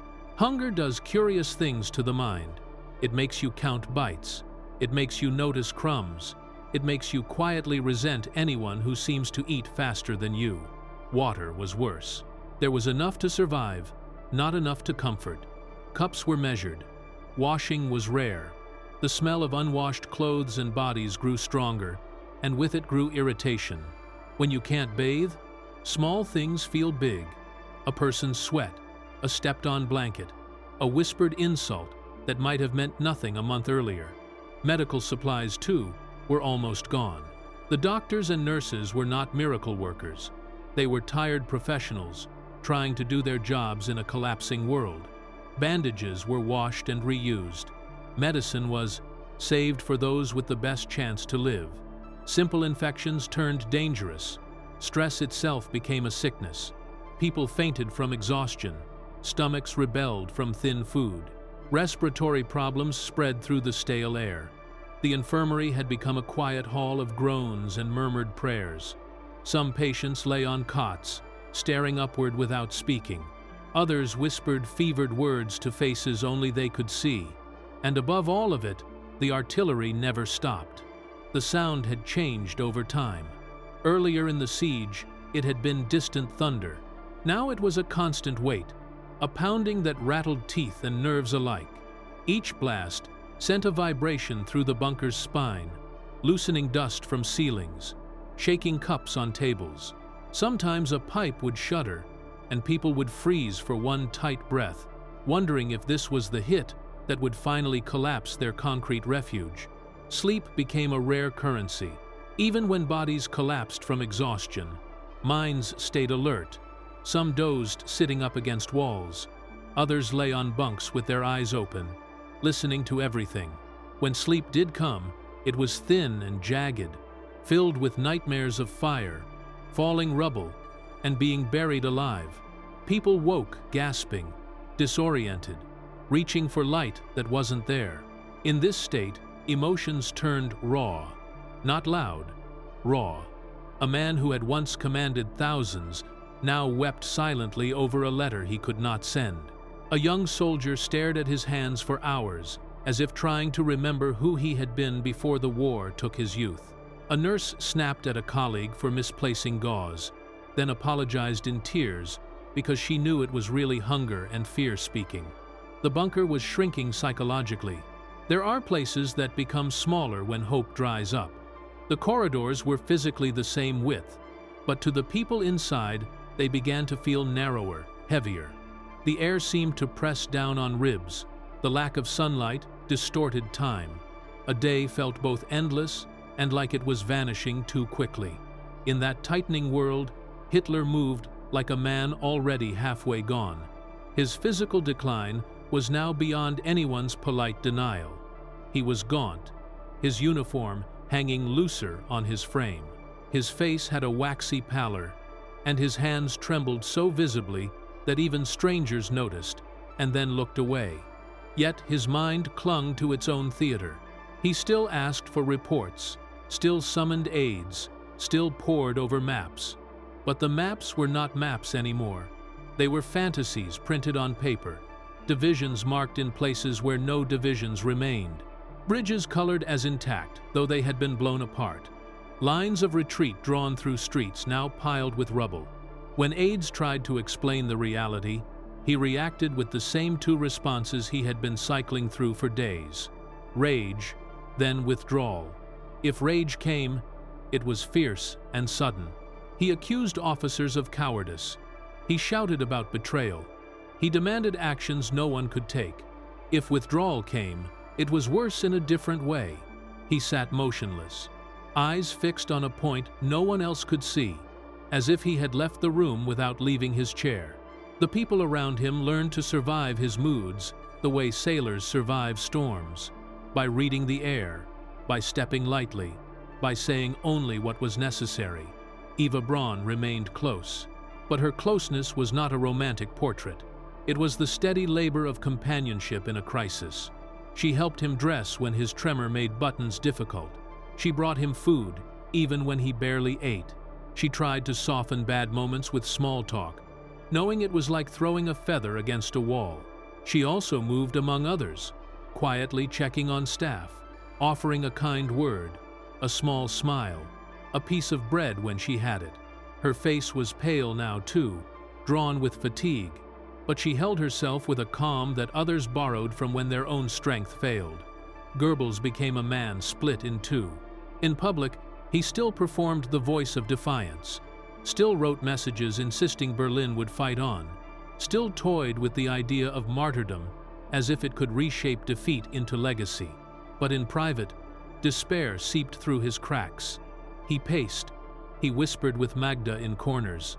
Sometimes he stared blankly at his children, as if trying to settle an argument inside his own soul that had no answer. Magda's world narrowed to her family. She kept her children close, smoothed their hair, told them stories, led them in prayers. She was trying to offer them a shape to hold on to in a place where everything else had melted into terror. Her voice stayed gentle even when her eyes were shadowed.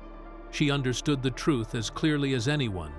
There was no safe future waiting for them upstairs. Bormann continued to enforce order, but order was now a thin cloth over a broken body. His ration lists grew shorter. His rules grew harder. He tried to keep discipline alive, because discipline was the last illusion of control. Yet he could feel people slipping past him mentally, if not physically. You can't command hope into existence. Speer's resignation deepened. He still wrote reports, though he knew they were pointless. Still noted fuel shortages, transport failures, the missing units, the collapsing lines, but now he wrote like a man leaving a record for the world that would come after. Some part of him needed history to hear the truth, even if the Führer would not. For the ordinary residents, the final hours were a test of simple endurance. Guards stood with rifles they might never fire. Clerks typed at machines that spat out broken sentences. Cooks stirred empty pots out of habit. Nurses walked from cot to cot with the weary grace of people who had stopped counting how many lives they had already watched slip away. Paranoia thickened again. Someone disappeared from a corridor and whispers began. He escaped. He was arrested. He was shot. Often none of those were true. Sometimes a person was simply sleeping in a storage room, too exhausted to walk to their bunk. But fear filled gaps the way gas fills a sealed chamber. Even so, the bunker was not only a place of despair, it was also, strangely, a place where human kindness persisted because it had to. A guard gave his coat to a shivering secretary and shrugged off her thanks. A nurse held the hand of a dying soldier and stayed with him so he would not go alone.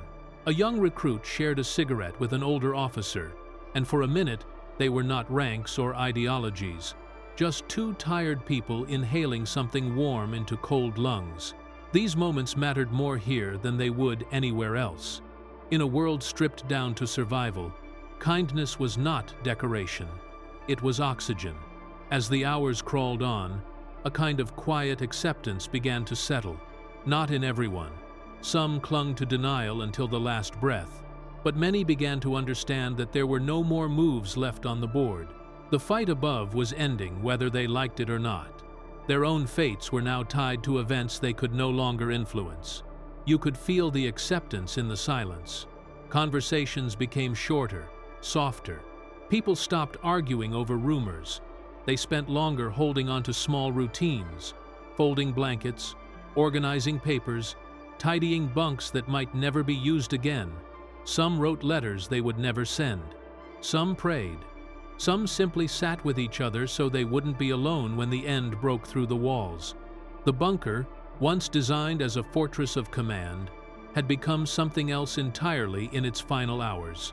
A place where power dissolved into humanity.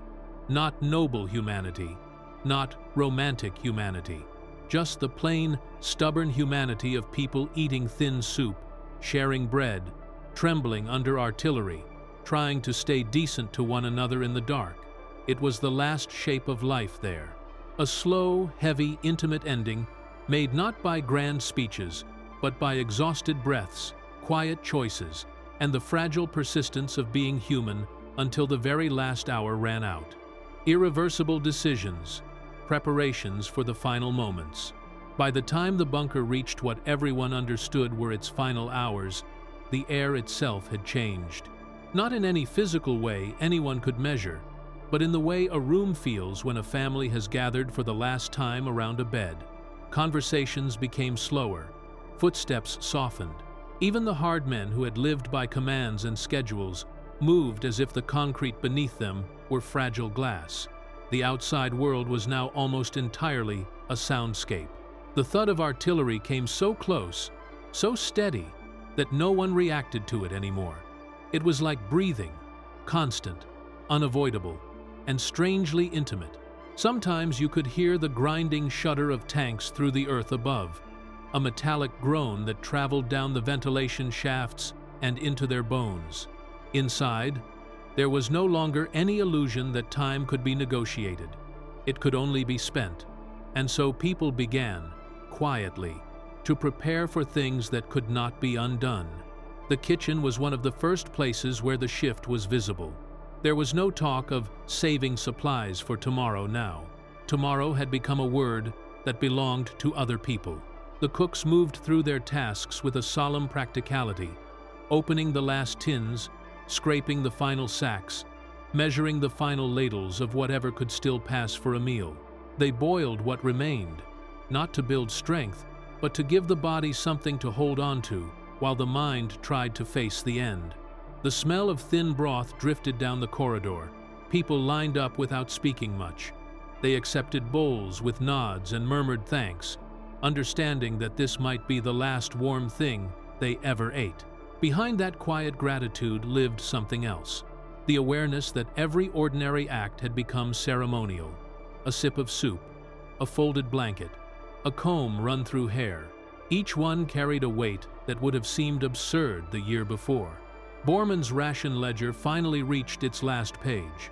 He had always been a man of lists, of careful inventories and strict allocations. For weeks he had treated dwindling supplies like a problem that could be solved through discipline alone. Now, discipline had nowhere left to go. He still organized, still checked storerooms, still issued instructions on where the final provisions were to be kept. Yet even he could feel the absurdity of logistics in a place where survival had shifted from how to whether for one more hour. And still he did it. That was Bormann's nature. If order had to end, it would end with order. Even as those around him slipped into silent resignation, he walked the corridors with a clipboard under his arm, correcting small inefficiencies like a man trying to hold the ocean back with his hands. Speer watched all of this with the steady eyes of someone who understood history was already writing itself.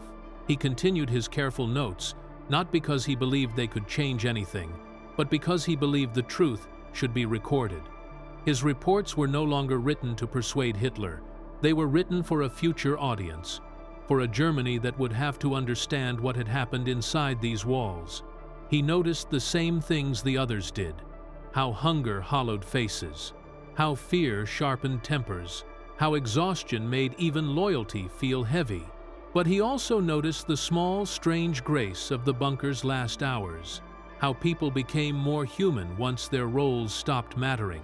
A young typist who had never spoken above a whisper now carried blankets to the infirmary without being asked. A guard who had once barked rules slipped a crust of bread into a nurse's hand and looked away, embarrassed by kindness. The closer the end came, the less anyone cared about rank, only about warmth, only about not dying alone. Hitler himself had begun to prepare in ways that were almost invisible at first. He still met with aides, still demanded updates that no longer existed. But there was a narrowing to him now, a kind of inward folding. The theatrical rage had faded.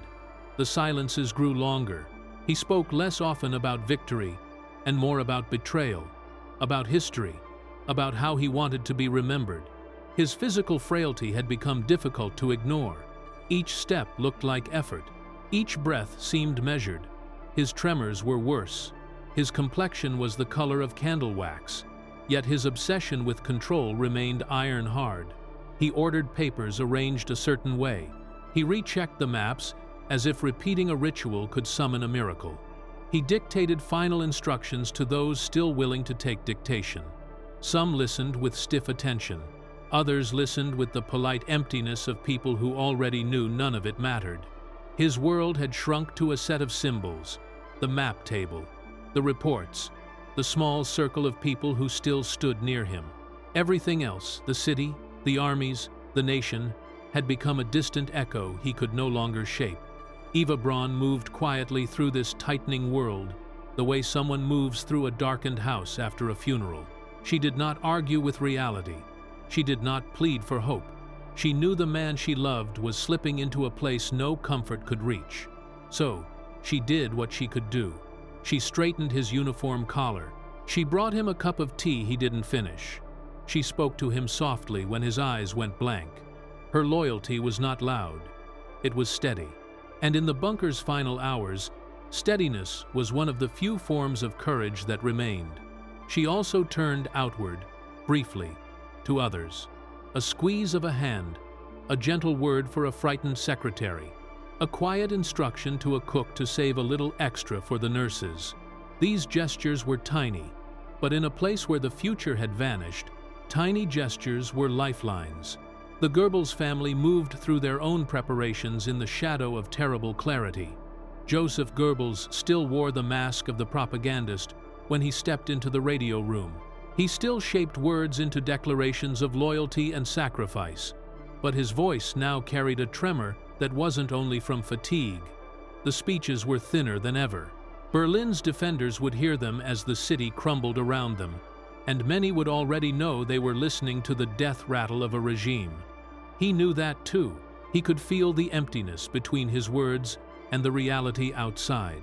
When he left the microphone, his face seemed to collapse. He walked more slowly, shoulders rounded, eyes fixed somewhere far away. Magda tried to keep the children close to routine. She brushed their hair. She sang softly to settle them. She led them in prayers with a calm voice that broke only when she was alone. There is a special cruelty in watching children continue to ask for small things, food, sleep, stories, when you know their world is ending. She held on to ritual not because she believed it would save them, but because ritual was the last kindness she could offer. In the infirmary, preparations took a more practical form. Doctors checked what little medicine remained. They moved through patients softly, speaking gently. The nurses washed faces with damp cloths, not because cleanliness could save anyone now, but because dignity mattered. A dying man should not meet the end in filth if there is one small act that can prevent it. A feverish child was given a sip of water that might have been needed elsewhere. Someone decided that mercy outweighed calculation. These decisions were happening everywhere, and they were all irreversible. In the corridors, people began sorting personal belongings, not packing to flee. There was nowhere to flee. Packing to set their story in order. Letters were written in cramped handwriting, some addressed, some left nameless. A few people tucked photographs into their coats, hoping they would be found by someone kind later. Some swallowed cyanide quietly in corners. Others refused the idea, clinging to the faintest possibility that they might survive as prisoners rather than die in this underground tomb. No one judged anyone else anymore. Judgment took energy they did not have. Paranoia still existed, but it had started to lose its heat. Rumors floated through the air like dust motes. Someone is going to try to escape tonight. The Russians are already in the courtyard. Hitler is making a final plan. Bormann has a route out. Some rumors were true, some were not, and by now the difference hardly mattered. Fear had burned so long it was turning to ash. What replaced it was not peace, exactly, but a kind of grim clarity. The end was close, and beneath all of that clarity, there was something almost poignant. People were still trying to be decent. Even in the final hours of a terrible regime, even in a bunker built for domination, the last thing to remain was human behavior at its simplest. Share a blanket, offer a cigarette, sit beside someone who is shaking. It didn't redeem anything. It didn't erase what had been done, but it was real. And in the last narrowing corridor of time, real was all they had. The bunker had become a chamber where decisions had no rewind. You could feel that in every choice, to speak or stay silent, to endure or surrender to death, to cling to loyalty or to finally let it go.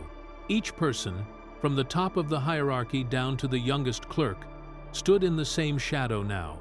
Outside, Berlin was collapsing into dawnless ruin. Inside, the bunker's residents were arranging their final moments, the only way humans can, through small acts, quiet rituals, and the desperate hope that whatever history remembered, at least they might meet the end with some shred of dignity still in their hands. The final days, inside the bunker, irreversible acts and consequences.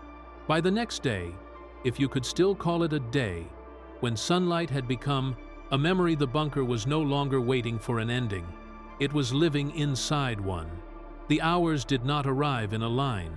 They arrived in waves. One moment felt stretched thin as paper.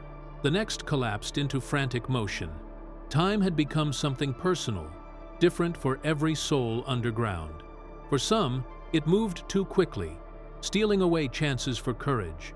For others, it dragged, forcing them to sit for endless stretches with thoughts too heavy to carry. The physical world of the bunker had begun to mirror the inner one. The air was damp, stale, and close. The ventilation fans hummed with a worn-out patience, pushing around a breath that had been breathed too many times. The concrete walls were slick in places, and the floors had a chill that rose into the bones.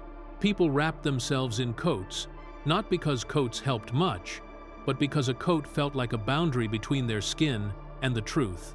Almost everyone was hungry now, not the sharp hunger of a missed meal, but the dull, constant gnawing that makes a person move slower, think slower, speak less.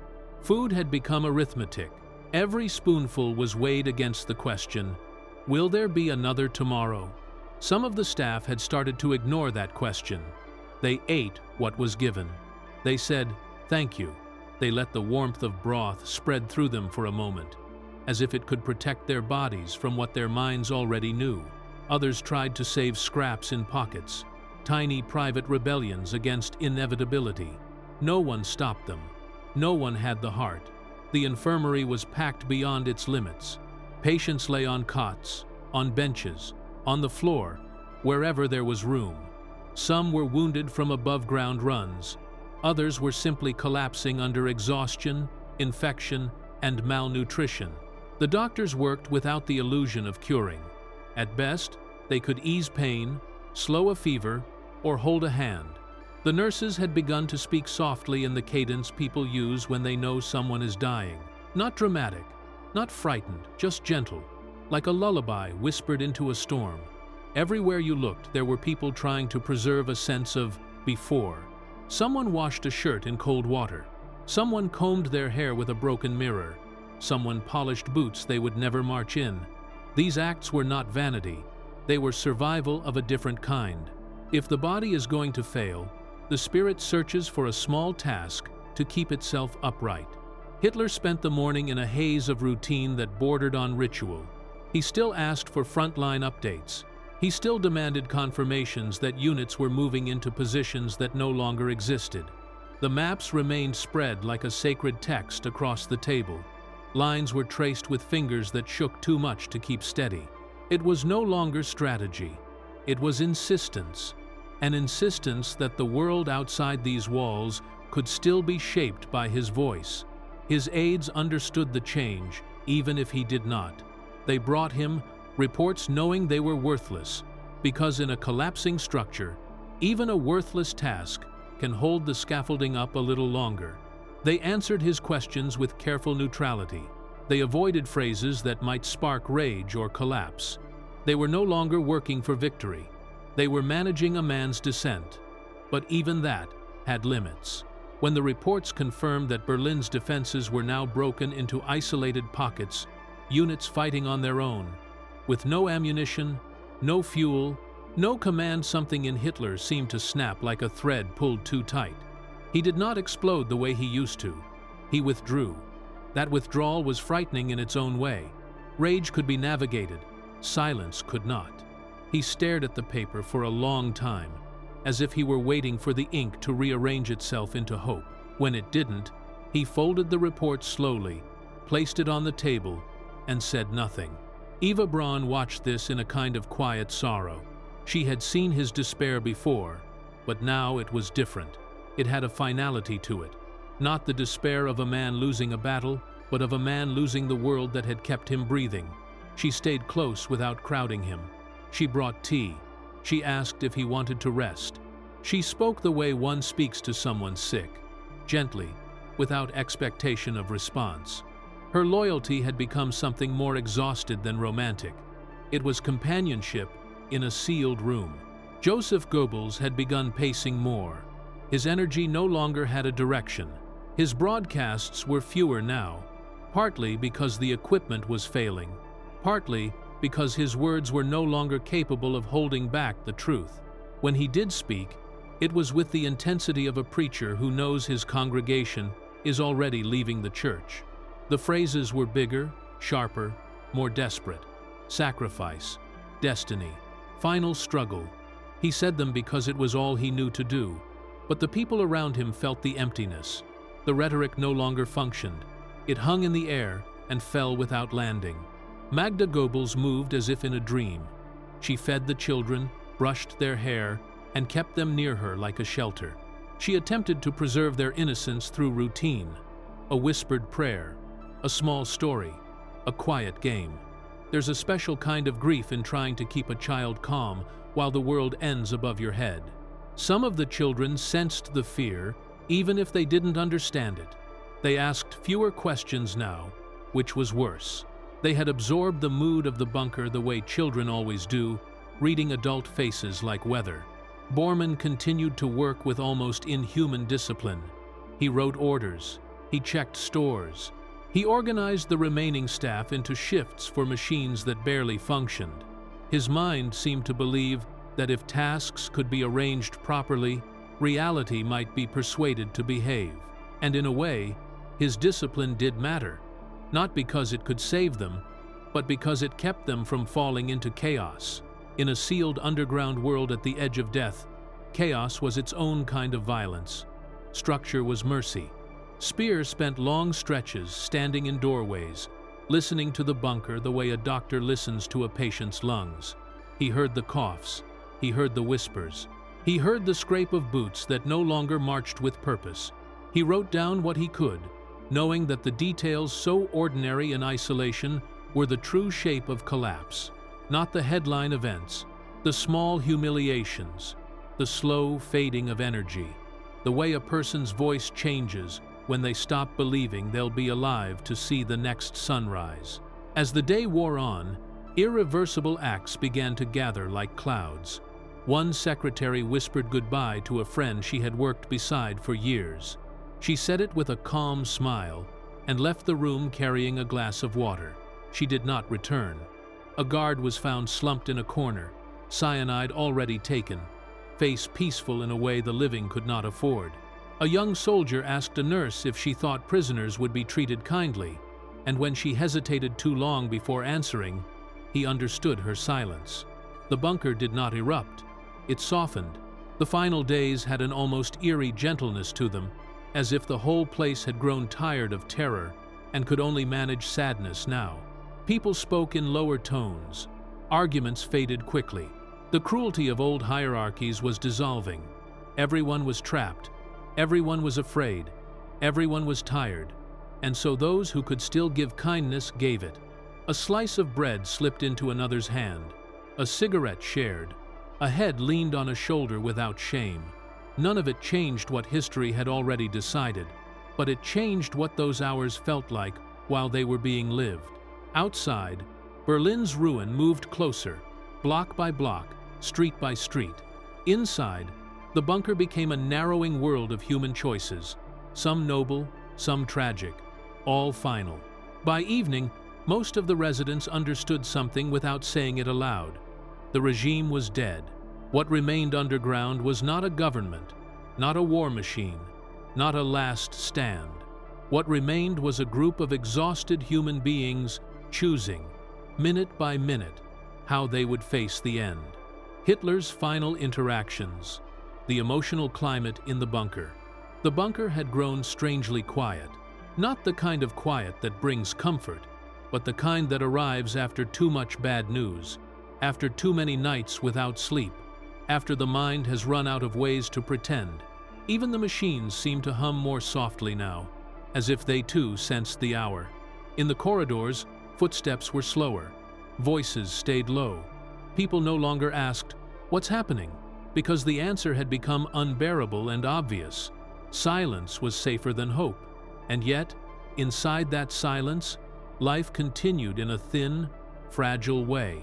A kettle was warmed on a small heater. A blanket was folded and then unfolded again. A clerk sharpened a pencil, though. There would be little left to write. These motions were not meaningless. They were the last proof that someone was still trying to remain human. Hitler moved through these rooms like a man fading inside his own shadow. He was no longer the loud force at the center of every hall. The shaking in his hands was worse now. His shoulders stooped as if the weight of every collapsed street in Berlin rested there. He ate little, slept less, and his face carried the thin, stretched look of someone also living on borrowed time. But even in this state, he continued to summon people. Not because there was strategy left, because the habit of command had become part of his breathing. His final interactions were not grand speeches or theatrical farewells. They were short, tense meetings in cramped rooms, with a map on the table that everyone knew was a relic. He asked about units that had vanished. He asked if bridges could still be held, though the bridges were already twisted metal in the river. He asked when reinforcements would arrive, though the roads they would have used were buried under fire. The aides answered carefully, sometimes with truth, sometimes with softened language meant to keep him stable. Every sentence felt like stepping on glass. They had learned which words made him furious, which made him retreat, which made him stare into the void. In earlier days, a contradiction could spark a storm. Now, contradictions simply drifted past him. Sometimes he grew sharp for a moment, stabbing a finger at the map, ordering movements that could never happen. But the anger no longer had blood behind it. It flickered and died quickly. What remained was a man trying to control a world that no longer accepted control as a currency. The most unsettling part for the bunker's people was the calm between those flickers. There were moments when Hitler would sit very still, his eyes fixed on the table, not reading, not speaking, just suspended. No one knew what he was seeing. Past victories? A different Berlin? Or nothing at all? Those pauses felt like a door closing slowly. Eva Braun watched these moments closely. She did not try to argue. She did not try to cure what could not be cured. Instead, she became an anchor made of ordinary tasks. She straightened his jacket. She brought tea he rarely drank. She asked if he wanted to hear music he no longer listened to. Her loyalty in these final days was no longer about belief in a regime or a future. It had narrowed into something more personal and more tragic. The refusal to let another human being face death entirely alone. People noticed the way she moved through the bunker quietly, gently, always with a tired kindness. She spoke to secretaries who were shaking. She offered small comforts to nurses who had not sat down in hours. She smiled at the children even when the smile must have cost her something. In a place where everything was falling apart, she tried to keep the thread of human warmth from snapping. Goebbels, on the other hand, filled the bunker with a different kind of energy. He had grown more intense, but also more brittle. His eyes darted more than they used to. His voice was sharp even when he whispered. He continued to visit Hitler, offering devotion with the desperation of a man who has tied his soul to a sinking ship. Sometimes he spoke of sacrifice and legacy. Sometimes he spoke of loyalty, as if loyalty itself could stop the Soviet guns. But when he stepped away from Hitler, he seemed to shrink, as though the speeches drained him faster than hunger ever could. Magda Goebbels stayed close to her children. She was careful about what they heard, what they saw, what they were allowed to sense. She brushed their hair, kept them clean as best she could, insisted on quiet prayers before sleep. Her efforts were a kind of fragile wall against panic, but even she could not fully seal them from the atmosphere. Children know when adults are frightened. They can feel it in the air. They began to cling to her more tightly now, asking fewer questions, watching more. Their innocence was thinning not because someone stole it, but because the world around them was pressing too hard against it. Bormann still acted like the keeper of a dying household. He rationed carefully, checked supplies twice, and controlled who went in and out of Hitler's rooms. He had always been a gatekeeper, but now the gates were closing on everyone. His face was unreadable most of the time, but those who worked near him could see the strain. He was holding an order that had no future to serve. Speer continued to drift through the bunker, notebook in hand, watching. He wrote down the state of the generators, the moisture in the walls, the remaining food, but more often he wrote about people, about the way experienced officers no longer looked anyone in the eye, about the young soldiers who sat in corners with hands clasped, like children waiting for a parent who was not coming, about nurses who spoke softly to the dying, not out of duty, but out of the last remaining kindness they had left to give. The emotional climate of the bunker was not one emotion. It was a braided thing. Fear, yes, constant and thin, but also exhaustion so deep it had a gravity of its own, and loyalty, but no longer triumphant. Loyalty now looked like grief wearing a uniform. Most of all, there was a slow, creeping resignation. People were no longer asking how to escape. They were asking how to endure. They were not planning futures. They were managing minutes. Yet even here, in this tightening world, compassion kept flickering. A nurse sat with an elderly clerk who had begun to cry without sound. She said nothing, only held his hand until the tears passed. A guard shared his last cigarette with a young courier who hadn't slept in 2 days. One secretary whispered a lullaby to a child in the hallway when the bombardment above made the ceiling dust fall like snow. None of these acts were large, enough to change history, but they changed something else. They kept the bunker from becoming only a tomb. They reminded the people inside that even at the end, they were still people. By nightfall, Hitler would call for one more meeting, a final round of questions, orders, silences. His aides would stand there, exhausted and careful. Knowing this was not command anymore, it was a man reaching for a structure that had already turned to dust. And outside, Berlin would continue to burn. Inside, the bunker would continue to breathe, not with hope, but with the stubborn, fragile human will to remain awake until the last possible moment. Closing strategic decisions. The last circle tightens night. In the bunker was never truly night. There were no windows to darken, no sky to measure. Only the same dim bulbs, the same stale air, the same distant hammering of artillery that turned time into a single, unbroken stretch. But something had shifted. The people could feel it in the way the corridors held their breath, in the way conversations began and ended without reaching any real point, in the way even the most stubborn believers no longer spoke of turning the tide. Berlin was not in danger. Berlin was ending. And inside this underground maze, the remnants of a regime were moving toward their final decisions, with the slow inevitability of a closing door. Hitler sat longer now. The meetings came less often, but each one felt heavier, as if he were trying to compress an entire collapsing world into a few last hours of command.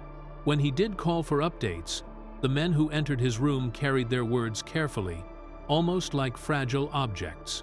There was no good news left to bring. Even the language had begun to fray. In earlier weeks, reports arrived with numbers, positions, and formal descriptions. Now they were shorter, rougher, almost breathless. A street lost here, a bridge gone there, units scattered, ammunition finished, civilians crushed between rubble and fire. No one could even pretend to map a defense anymore. The city was a shattered body, and the Soviets were already inside its bones. Still, Hitler leaned over the table as if the map might suddenly become alive again. Speer watched him from the edge of the room during these last gatherings. The Führer's eyes moved from one marker to another with a strange intensity, like someone reading a language only he could still understand. His finger traced lines that no longer existed. His mouth shaped words that were partly orders, partly memories. Hold here, counterattack there, reinforcements will break through. There was a rhythm to these commands that belonged to a different time, a time when armies still existed on paper the way they did in reality, a time when roads were open and telephones still connected a leader to the world outside. Now the telephones rang into silence. The couriers brought back blank faces. The bunker had become a sealed jar of air in a burning city. The closing strategic decisions were less about strategy than about ritual. Hitler asked Bormann some final questions about supply distribution, how much fuel remained, how long the generators could last. Bormann answered in numbers, still methodical, still unwilling to let emotion bend his voice. But the numbers were tiny now. Not enough for tanks, not enough for evacuation, not enough for a future. The truth was no longer hidden. It sat in the room like a third person. Goebbels arrived with the stiff posture of a man holding himself together by will alone. His coat hung loose on his now smaller frame. When he spoke, his voice was controlled, but there was a tremor beneath it, a kind of strain that comes when someone has been roaring into a void for too long. He insisted, once again, that Berlin must resist to the last, not because it could win, but because surrender felt like a betrayal of the story he had spent years telling. Hitler nodded, sometimes fiercely, sometimes absently. It was hard to know if he was agreeing, or simply letting the familiar words wash over him like the last scraps of a hymn. After the meeting, Goebbels walked back through the corridor with Magda at his side, and their children trailing behind them like small shadows. The children were quiet. They had learned to be quiet. It was not told to them directly. It was something they absorbed from the air, the way you absorb cold in a winter room. They watched adults speak in whispers, watched people cry when they thought no one was looking, watched soldiers hug each other too tightly. They did not understand the politics. They did not understand the map, but they understood fear. Magda's hand remained firm on their shoulders, as if her touch could keep the crumbling world from reaching them. She still tried to hold prayer circles at night, still tried to keep a routine, wash faces, brush hair, speak softly, lights out. There was nobility in the attempt, and tragedy too, because every ritual now was an act of denial against a reality that would not bend. Eva Braun moved through these final hours with the same quiet steadiness she had shown for days. She took small tasks onto herself, helping a nurse carry blankets, offering a bit of food to a tired secretary, smoothing a wrinkled shirt on a young courier who looked as if he might fall asleep standing. She did not speak about escape. She did not speak about tomorrow. Her loyalty had become simpler and deeper than politics. She was choosing presence over flight, companionship over survival. In a bunker full of men hardened by war, that choice carried a kind of soft gravity. Hitler, meanwhile, began withdrawing more often into his private rooms. The meetings stopped becoming daily pulses and turned into sudden, irregular summons. He would sit alone for hours, disturbed only by the arrival of another report that could not save anything. Sometimes he spoke in short bursts. Sometimes he said nothing at all. He had moved beyond rage, beyond arguing. There was a tiredness in his silence that felt final, even to those who had spent years learning to fear him. The bunker no longer revolved around a leader shaping events. It revolved around a shrinking center, a man exhausted by the collapse of the world he had built. Speer felt the weight of it most sharply at night. He returned to his small corner with his notebook and wrote by lamplight, not because his words could fix anything, but because witnessing was the last duty he still had.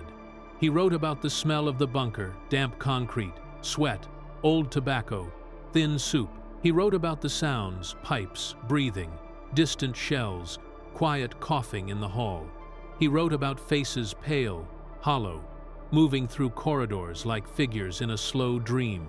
And he wrote about the choices beginning to crystallize around them, not shouted, not announced, but felt. The bunker was preparing for irreversible moments. Personal belongings were being sorted quietly. A clerk folded letters into envelopes that might never be delivered. A soldier cleaned a pistol more from habit than purpose. A nurse counted her last bandages, then tore them into smaller strips to make them last. Each action was small, and each action carried the unspoken recognition: there will not be another day like the old ones. The moral air inside the bunker thickened as the hour approached. People who had once sworn obedience now found themselves staring at their own consciences in the dark. One might wonder if loyalty still meant anything now. Another might cling to duty simply because duty was the only thing holding their mind together.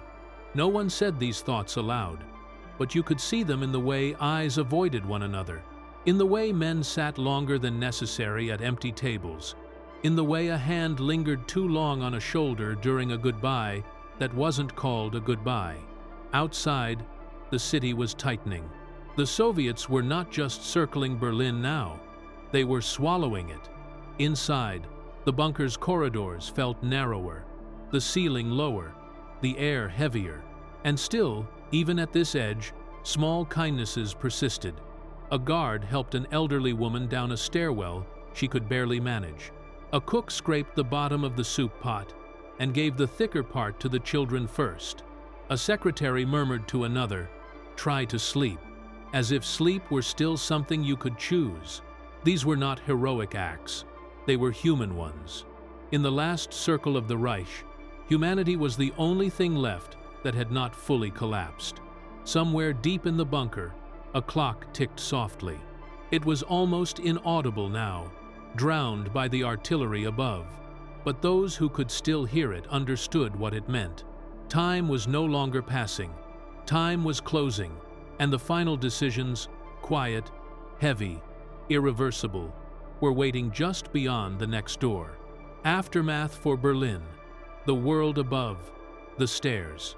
When the bunker finally loosened its grip, it did not open into freedom. It opened into a different kind of nightmare.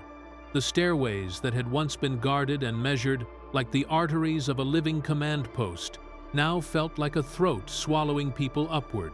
The air grew colder as they climbed, and with each step, the sounds of the underground faded behind them, only to be replaced by something worse. Berlin was not a city anymore. It was a field of shattered stone, smoke, and silence so deep it felt unnatural. Those who emerged did so cautiously, blinking against light they hadn't seen in days. Some carried small suitcases, others carried nothing at all.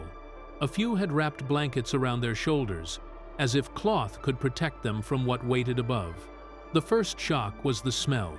Above ground, Berlin reeked of fire, dust, and something older and heavier: burned wood, burned oil, and the unmistakable, sickly scent of too many bodies left too long beneath rubble. The second shock was the quiet, not the quiet of peace. The quiet of a city that had been emptied by ruin. Where streets once held trams and markets and ordinary noise, there were now piles of stone and twisted iron. In places, buildings still stood, but they were hollowed, their windows jagged like broken teeth. In other places, there was nothing but open craters and blackened foundations. It felt less like walking into a capital, and more like stepping into the aftermath of a storm that had scraped the world raw. The survivors from the bunker moved in small groups at first. They had learned underground that being alone was dangerous, but now the danger had changed shape. Above, there were Soviet patrols moving through the ruins like shadowy machinery, silent, deliberate, carrying rifles that no longer needed to be fired. They owned the streets now. The city was theirs by force and by inevitability. Most of the bunker people did not rush to meet them. They waited in broken doorways and behind half-collapsed walls, uncertain of whether surrender meant safety or simply a different ending. Some had the look of people who expected an execution the moment they stepped into view. Others were too tired to fear properly anymore. The Third Reich had collapsed inside the bunker before anyone left it. Above ground, the collapse was visible in every direction. There was no command structure left, no functioning government, no meaningful resistance. Only people moving through ruins, trying to decide whether their next breath would be taken in shame, in relief, or in punishment. Among the first to realize how empty everything had become were the administrative staff. They had spent weeks keeping files, transcribing messages, sorting orders. Those instincts did not vanish overnight. Even on the surface, they looked for someone to report to, some office to enter, some chain of command to rejoin. But there was no chain. Berlin did not have a center anymore. It had only edges, and those edges were on fire. Speer walked through all of this with the quiet stare of a man who had expected it. He had written about the collapse while still underground. He had stared at maps that made no sense and listened to reports that grew shorter by the hour. What he saw on the streets was the physical proof of everything he had documented. A city reduced to a skeleton. A population reduced to survival. He did not move quickly. His steps were careful, almost respectful, as if he were walking through a graveyard, because he was. In the shattered neighborhoods, civilians emerged like ghosts. Women in soot-stained coats, old men in caps that had once been neat, children who stood too still because they had seen what happened to those who ran. They watched the bunker survivors with a complicated gaze. There was fear, yes, but also anger, suspicion, hunger, and the exhausted numbness of people who had been bombed and starved for months. Many in Berlin knew what the bunker represented. They might not have known its details, but they knew it was where the leadership had hidden while the city bled. The survivors felt those eyes, and some felt something sharper than fear for the first time in years. Guilt, not always spoken, not always admitted, but there, in the throat, when a woman passed with a dead child pressed against her chest. There, in the avoiding of eye contact with an old man sitting beside a collapsed wall, staring at nothing. There, in the sudden understanding that the world above had paid the price for the delusions below. The Soviet forces moved methodically. They were not in a hurry, because the war here was already over. Their tasks now were control and extraction. They searched buildings for stragglers. They gathered civilians into temporary zones. They swept the area around the Reich Chancellery and the bunker for evidence and surviving officials. Interrogations began quickly, not with loud drama, but with cold purpose. Bunker personnel who had been minor clerks hours ago found themselves pressed against walls, hands raised, names demanded. Those who had served close to Hitler were separated almost immediately. Their faces, their uniforms, even the way they spoke marked them out. For some, surrender was a relief.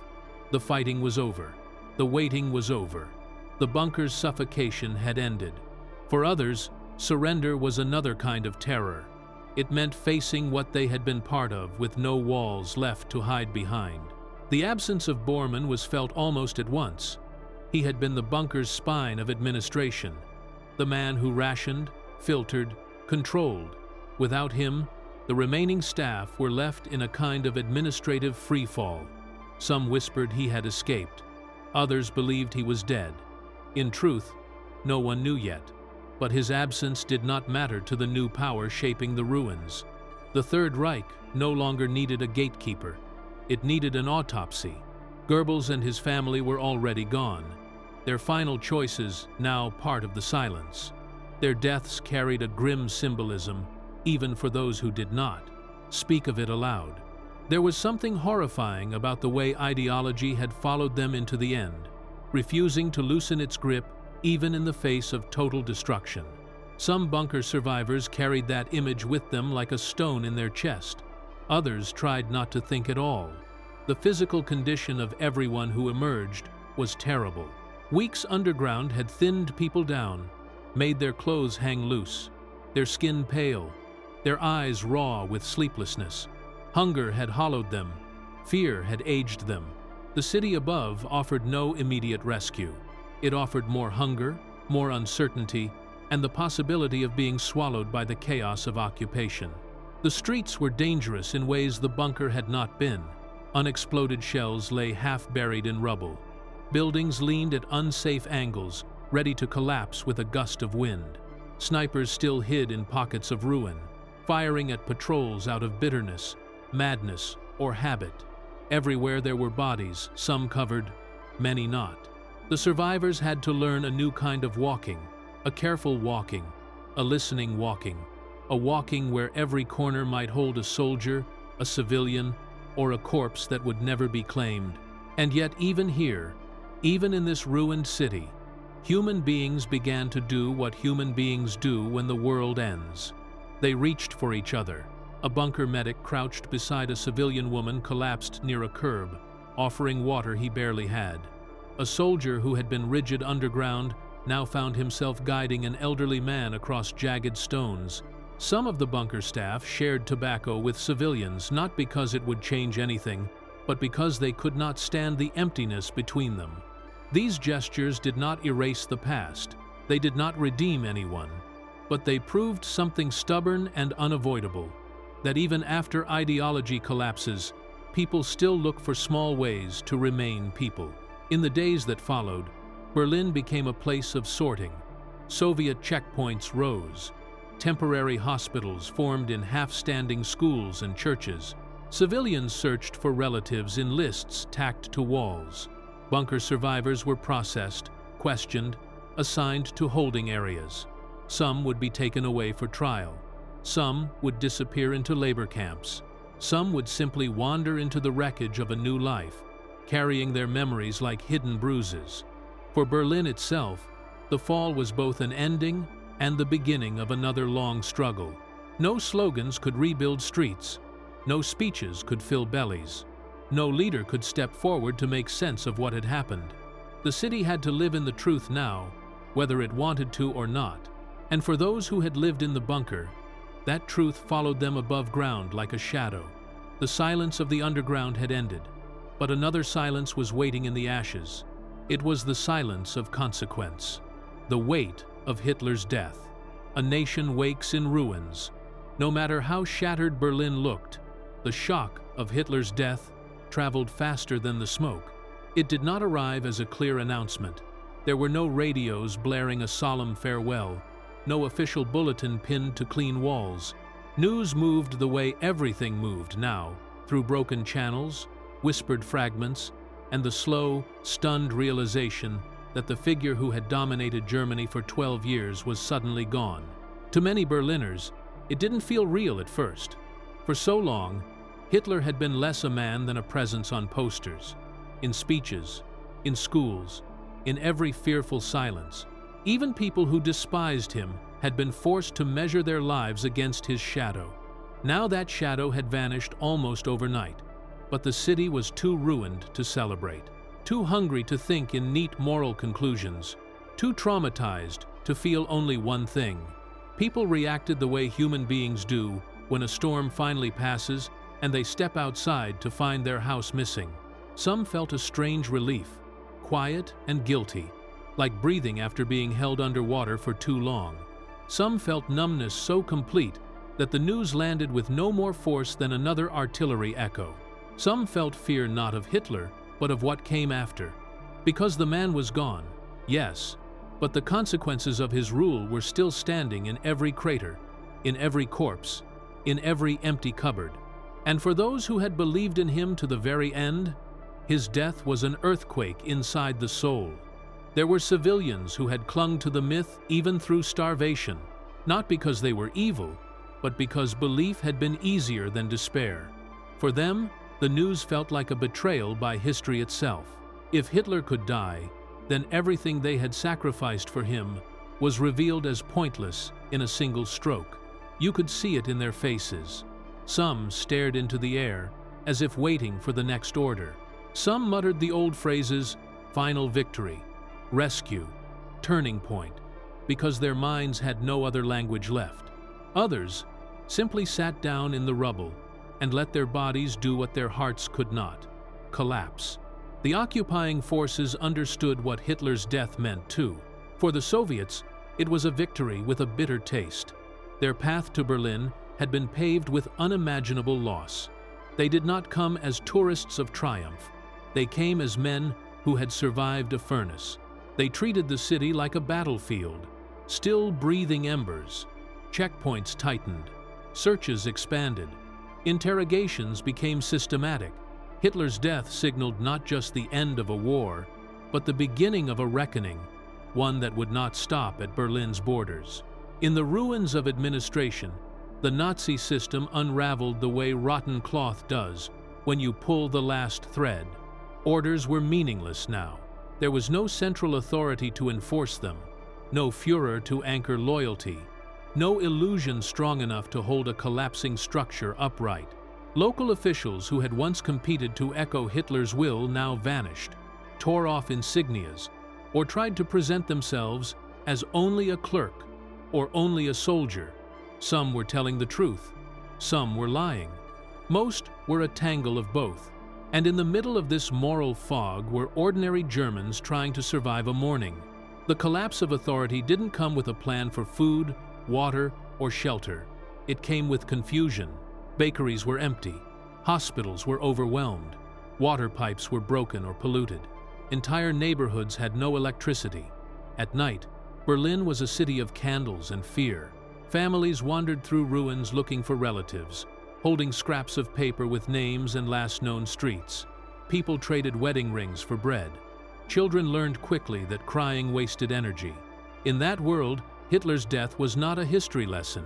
It was a fact that changed the air you breathed. For those who had been close to the bunker, the meaning was even sharper. Survivors carried the knowledge of his final hours like a sealed envelope pressed against their ribs.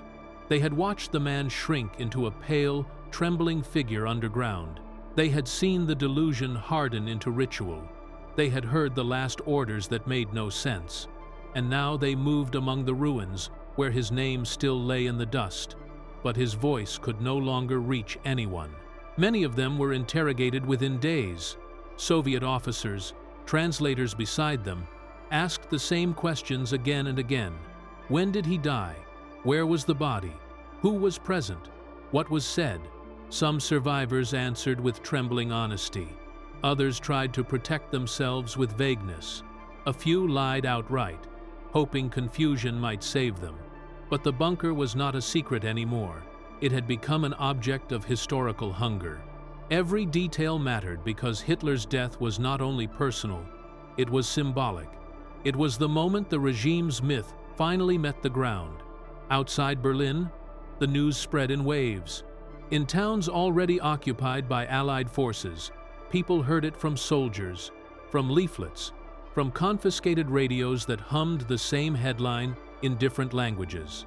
In isolated villages, people learned it late, sometimes days later, sometimes weeks by word of mouth. Wherever it arrived, it splintered reality.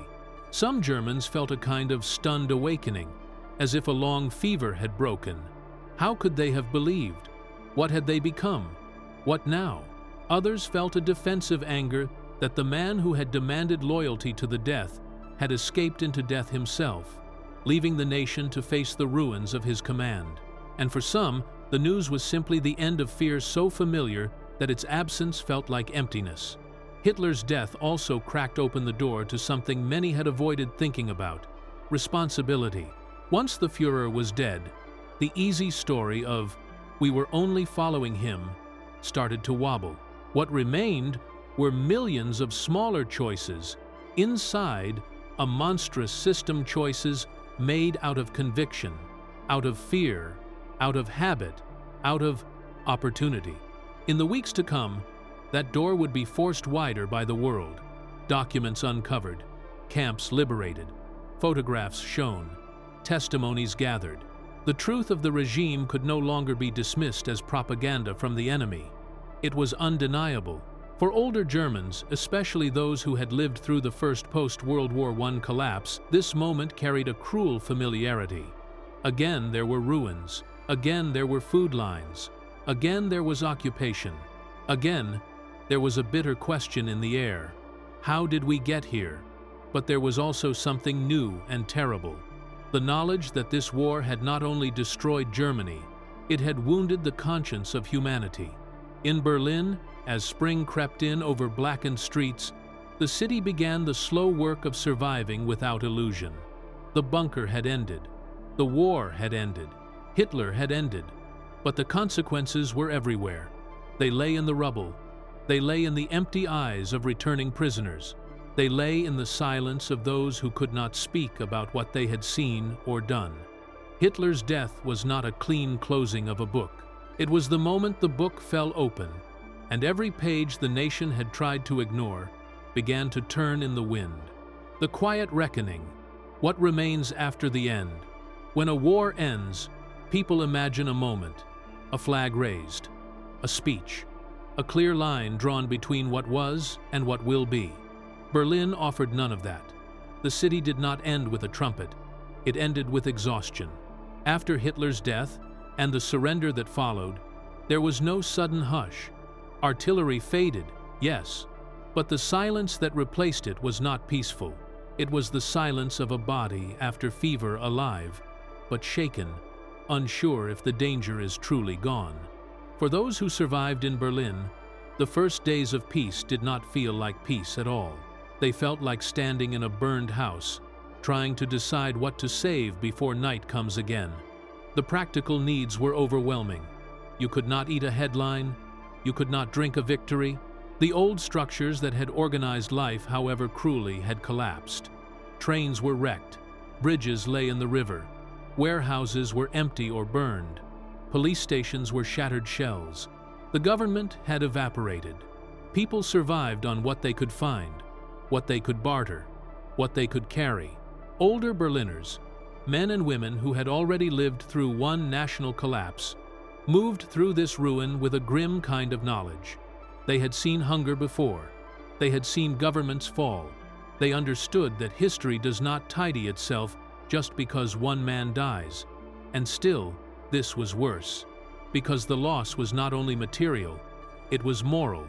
In the years to come, historians would debate how a nation of artists, scientists, workers, pastors, teachers, and ordinary families could slide into the nightmare of Nazism. Those debates matter. But on those first shattered days, debate was too far away.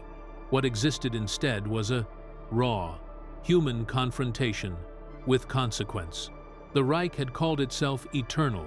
It had promised 1,000 years. It had ended in 12, and it had taken an entire generation's innocence with it. Berlin's streets became classrooms of grief. Men came home from the front with hollow eyes and hands that still twitched in sleep. Women carried children past buildings where entire families had died under rubble. Old people searched for familiar corners and found only craters. Everyone had lost something, and few knew how to speak of it yet. The outside world arrived not as a gentle rescue, but as occupation necessary, unavoidable, and complicated. Soviet soldiers patrolled like men who had walked through hell to reach this place. Their faces could be hard, but not because they were born hard. War had carved them that way. They saw Berlin not as a city to admire, but as a task to secure, a threat to neutralize, a symbol to control. And in that control, there was both safety and fear. Curfews, searches, interrogations, new rules in a language many Berliners did not understand. For a population that had lived inside propaganda, the sudden presence of an enemy who was no longer an enemy, but a ruler, felt like stepping into another world without warning. Yet even occupation brought a strange kind of clarity. The uniforms changed. The flags changed. The loud Nazi certainty vanished. In its place came something heavy and unfamiliar, the requirement to look backward without flinching. For years, the regime had demanded that Germans look only forward toward victory, toward destiny, toward the Führer. Looking back had been called weakness. Doubt had been called betrayal. Truth had been shaped into whatever served power. Now, power was gone, and truth, like water after a drought, began to seep into every crack. People started to hear what had been whispered for years, about camps, about deportations, about massacres in places they'd never seen. Some had known already. Some had suspected. Some had refused to know because knowledge was dangerous, or because it was painful, or because it demanded moral courage they did not believe they had. Older generations especially carried a complicated burden. Many had been swept up not by cruelty, but by hope, by fear, by a longing for stability after the First World War. Some had supported Hitler in the early years because he promised bread, jobs, dignity. They did not foresee the abyss. Others did foresee it and still stayed silent.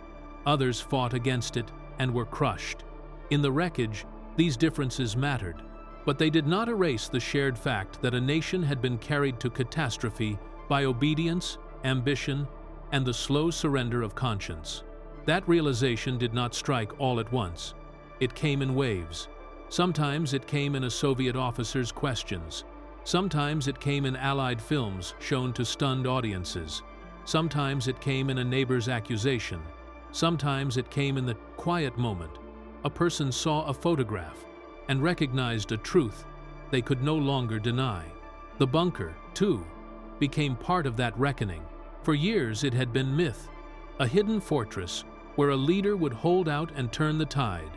In reality, it had been a sealed chamber of decay, a place where power retreated underground and suffocated itself on its own illusions. When survivors spoke about those final days, they did not describe a heroic last stand. They described hunger, exhaustion, fear, bureaucracy, continuing out of habit, and a man who had promised destiny reduced to a trembling figure clinging to maps like prayers. The bunker's story mattered not because it excused anything, but because it stripped Nazism of its costume. It showed the regime not as a towering inevitability, but as something human beings built and therefore something human beings could have stopped. That thought is painful. It is also necessary, because the lessons of Berlin were not only German lessons, they were human lessons. What happens when we let loyalty replace thought? What happens when fear makes cruelty feel normal? What happens when leaders blame others, and people accept the blame because it is easier than facing uncertainty? These are not questions locked in 1945. They live in every era, yet even in Berlin's ashes, another lesson flickered. The human spirit, though bruised and sometimes corrupted, does not die easily. Even after everything, people helped each other. A woman shared her last potatoes with the family next door. A soldier carried a stranger's child across a collapsed street. A nurse treated wounded civilians with no supplies but her own hands. Old men formed quiet lines to clear rubble, not because anyone ordered them to, but because they wanted a path through the ruins. These small acts were not grand enough to appear in communiques, but they were the stitches that began to hold life together again. In time, Berlin would be rebuilt, not quickly, not without scars. The city would be divided, families would be scattered, memories would harden into silence in some homes, and into painful conversation in others. But the rebuilding began in those first exhausted days, when survival was the only ideology left. And if we step back now, decades removed, what remains is not only a tale of collapse, it is a warning about the seduction of certainty, about the dangers of surrendering judgment to charisma, fear, or belonging, about how a society can drift, step by step, into moral darkness without noticing when it crossed the line. But it is also a reminder that even in the worst hour, choices still exist. Some chose cruelty in the bunker's last days. Others chose kindness. Some clung to lies until death. Others faced truth, even when truth was unbearable. History is not only built by leaders, it is built by countless ordinary decisions made in ordinary rooms, under ordinary pressures, until the sum of them becomes fate. Berlin's fall shows what happens when those decisions are surrendered to a regime that demands obedience without conscience. And Berlin's survival shows something else, that after the end, life does not ask for perfection. It asks for courage, for honesty, for the long, difficult work of rebuilding not only streets, but souls. The city that emerged from those ruins was not the city that had entered the war. It could not be. History does not allow that kind of innocence to return, but it carried forward a new burden, memory, a memory that warns us to guard our humanity when fear or anger tries to take it, a memory that insists that dignity is not a luxury of peaceful times, but a duty in dark ones, a memory that reminds us that empires, ideologies, and tyrannies can end in silence, yet the choices people make inside that silence echo for generations. If this story held you through the darkness of Berlin's last days, stay with us for the next chapters still to come. Subscribe to Lullaby of Empires, where history dreams, for more calm, immersive journeys into the past, and let history whisper you to sleep again. Been paved with unimaginable loss. They did not come as tourists of triumph. They came as men who had survived a furnace. They treated the city like a battlefield, still breathing embers. Checkpoints tightened, searches expanded, interrogations became systematic. Hitler's death signaled not just the end of a war, but the beginning of a reckoning, one that would not stop at Berlin's borders. In the ruins of administration, the Nazi system unraveled the way rotten cloth does when you pull the last thread. Orders were meaningless now. There was no central authority to enforce them, no Führer to anchor loyalty, no illusion strong enough to hold a collapsing structure upright. Local officials who had once competed to echo Hitler's will now vanished, tore off insignias, or tried to present themselves as only a clerk or only a soldier. Some were telling the truth, some were lying. Most were a tangle of both. And in the middle of this moral fog were ordinary Germans trying to survive a morning. The collapse of authority didn't come with a plan for food, water, or shelter. It came with confusion. Bakeries were empty. Hospitals were overwhelmed. Water pipes were broken or polluted. Entire neighborhoods had no electricity. At night, Berlin was a city of candles and fear. Families wandered through ruins looking for relatives, holding scraps of paper with names and last known streets. People traded wedding rings for bread. Children learned quickly that crying wasted energy. In that world, Hitler's death was not a history lesson. It was a fact that changed the air you breathed. For those who had been close to the bunker, the meaning was even sharper. Survivors carried the knowledge of his final hours like a sealed envelope pressed against their ribs. They had watched the man shrink into a pale, trembling figure underground. They had seen the delusion harden into ritual. They had heard the last orders that made no sense. And now they moved among the ruins where his name still lay in the dust, but his voice could no longer reach anyone. Many of them were interrogated within days.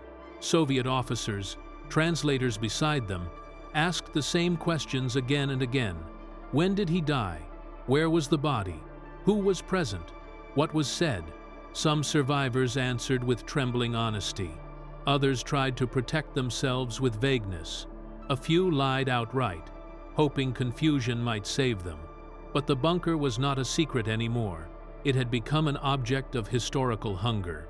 Every detail mattered because Hitler's death was not only personal, it was symbolic. It was the moment the regime's myth finally met the ground. Outside Berlin, the news spread in waves. In towns already occupied by Allied forces, people heard it from soldiers, from leaflets, from confiscated radios that hummed the same headline in different languages. In isolated villages, people learned it late, sometimes days later, sometimes weeks by word of mouth. Wherever it arrived, it splintered reality. Some Germans felt a kind of stunned awakening, as if a long fever had broken. How could they have believed? What had they become? What now? Others felt a defensive anger that the man who had demanded loyalty to the death had escaped into death himself, leaving the nation to face the ruins of his command. And for some, the news was simply the end of fears so familiar that its absence felt like emptiness. Hitler's death also cracked open the door to something many had avoided thinking about: responsibility. Once the Führer was dead, the easy story of "we were only following him" started to wobble.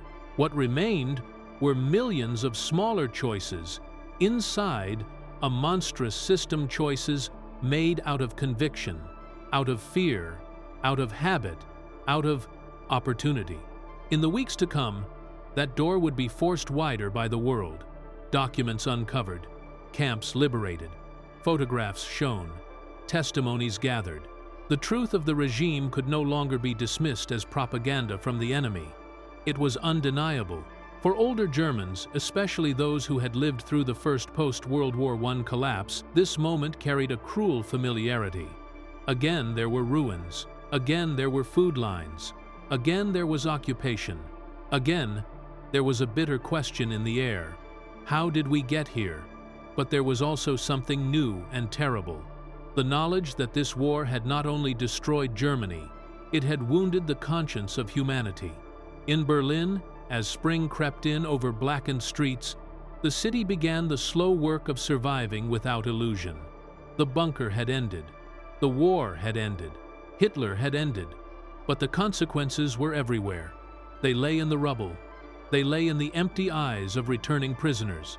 They lay in the silence of those who could not speak about what they had seen or done. Hitler's death was not a clean closing of a book. It was the moment the book fell open, and every page the nation had tried to ignore began to turn in the wind. The quiet reckoning. What remains after the end? When a war ends, people imagine a moment, a flag raised, a speech, a clear line drawn between what was and what will be. Berlin offered none of that. The city did not end with a trumpet. It ended with exhaustion. After Hitler's death and the surrender that followed, there was no sudden hush. Artillery faded, yes, but the silence that replaced it was not peaceful. It was the silence of a body after fever, alive, but shaken, unsure if the danger is truly gone. For those who survived in Berlin, the first days of peace did not feel like peace at all.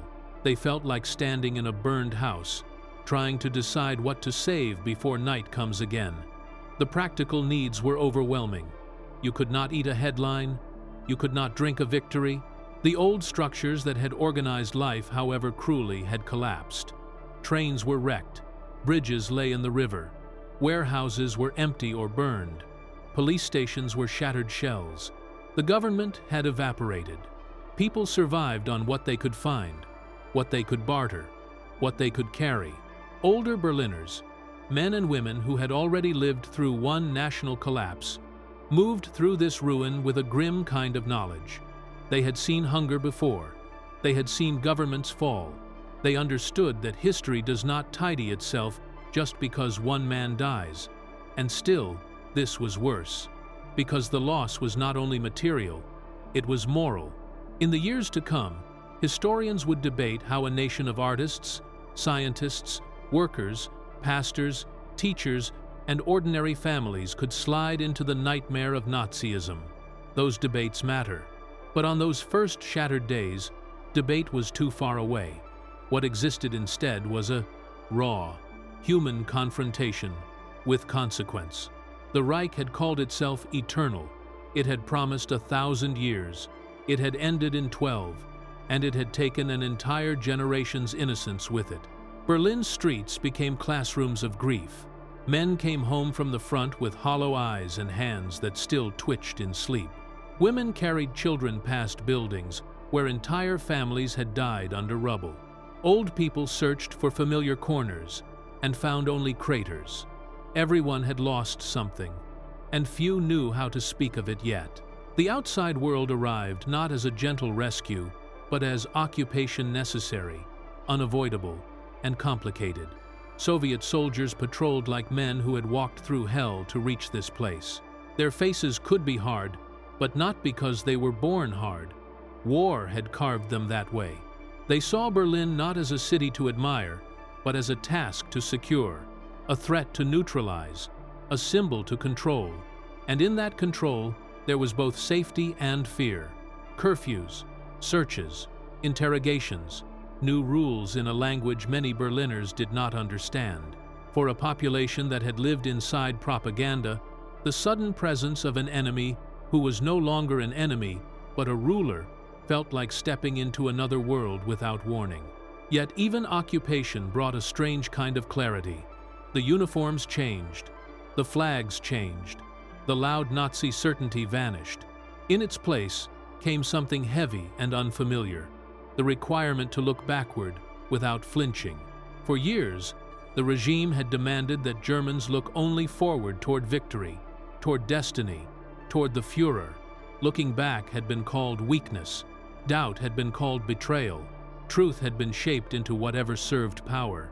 Now, power was gone, and truth, like water after a drought, began to seep into every crack. People started to hear what had been whispered for years, about camps, about deportations, about massacres in places they'd never seen. Some had known already, some had suspected. Some had refused to know because knowledge was dangerous, or because it was painful, or because it demanded moral courage they did not believe they had. Older generations especially carried a complicated burden. Many had been swept up not by cruelty, but by hope, by fear, by a longing for stability after the First World War. Some had supported Hitler in the early years because he promised bread, jobs, dignity. They did not foresee the abyss. Others did foresee it and still stayed silent. Others fought against it and were crushed. In the wreckage, these differences mattered, but they did not erase the shared fact that a nation had been carried to catastrophe by obedience, ambition, and the slow surrender of conscience. That realization did not strike all at once. It came in waves. Sometimes it came in a Soviet officer's questions. Sometimes it came in Allied films shown to stunned audiences. Sometimes it came in a neighbor's accusation. Sometimes it came in the quiet moment. A person saw a photograph and recognized a truth they could no longer deny. The bunker, too, became part of that reckoning. For years it had been myth, a hidden fortress where a leader would hold out and turn the tide. In reality, it had been a sealed chamber of decay, a place where power retreated underground and suffocated itself on its own illusions. When survivors spoke about those final days, they did not describe a heroic last stand. They described hunger, exhaustion, fear, bureaucracy, continuing out of habit, and a man who had promised destiny reduced to a trembling figure clinging to maps like prayers. The bunker's story mattered not because it excused anything, but because it stripped Nazism of its costume. It showed the regime not as a towering inevitability, but as something human beings built, and therefore something human beings could have stopped. That thought is painful. It is also necessary, because the lessons of Berlin were not only German lessons, they were human lessons. What happens when we let loyalty replace thought? What happens when fear makes cruelty feel normal? What happens when leaders blame others, and people accept the blame because it is easier than facing uncertainty? These are not questions locked in 1945. They live in every era, yet even in Berlin's ashes, another lesson flickered. The human spirit, though bruised and sometimes corrupted, does not die easily. Even after everything, people helped each other. A woman shared her last potatoes with the family next door. A soldier carried a stranger's child across a collapsed street. A nurse treated wounded civilians with no supplies but her own hands. Old men formed quiet lines to clear rubble, not because anyone ordered them to, but because they wanted a path through the ruins. These small acts were not grand enough to appear in communiques, but they were the stitches that began to hold life together again. In time, Berlin would be rebuilt, not quickly, not without scars. The city would be divided, families would be scattered, memories would harden into silence in some homes, and into painful conversation in others. But the rebuilding began in those first exhausted days, when survival was the only ideology left. And if we step back now, decades removed, what remains is not only a tale of collapse, it is a warning about the seduction of certainty, about the dangers of surrendering judgment to charisma, fear, or belonging, about how a society can drift, step by step, into moral darkness without noticing when it crossed the line. But it is also a reminder that even in the worst hour, choices still exist. Some chose cruelty in the bunker's last days. Others chose kindness. Some clung to lies until death. Others faced truth, even when truth was unbearable. History is not only built by leaders, it is built by countless ordinary decisions made in ordinary rooms, under ordinary pressures, until the sum of them becomes fate. Berlin's fall shows what happens when those decisions are surrendered to a regime that demands obedience without conscience. And Berlin's survival shows something else, that after the end, life does not ask for perfection. It asks for courage, for honesty, for the long, difficult work of rebuilding not only streets, but souls. The city that emerged from those ruins was not the city that had entered the war. It could not be. History does not allow that kind of innocence to return, but it carried forward a new burden, memory, a memory that warns us to guard our humanity when fear or anger tries to take it, a memory that insists that dignity is not a luxury of peaceful times, but a duty in dark ones, a memory that reminds us that empires, ideologies, and tyrannies can end in silence, yet the choices people make inside that silence echo for generations. If this story held you through the darkness of Berlin's last days, stay with us for the next chapters still to come. Subscribe to Lullaby of Empires, where history dreams, for more calm, immersive journeys into the past, and let history whisper you to sleep again.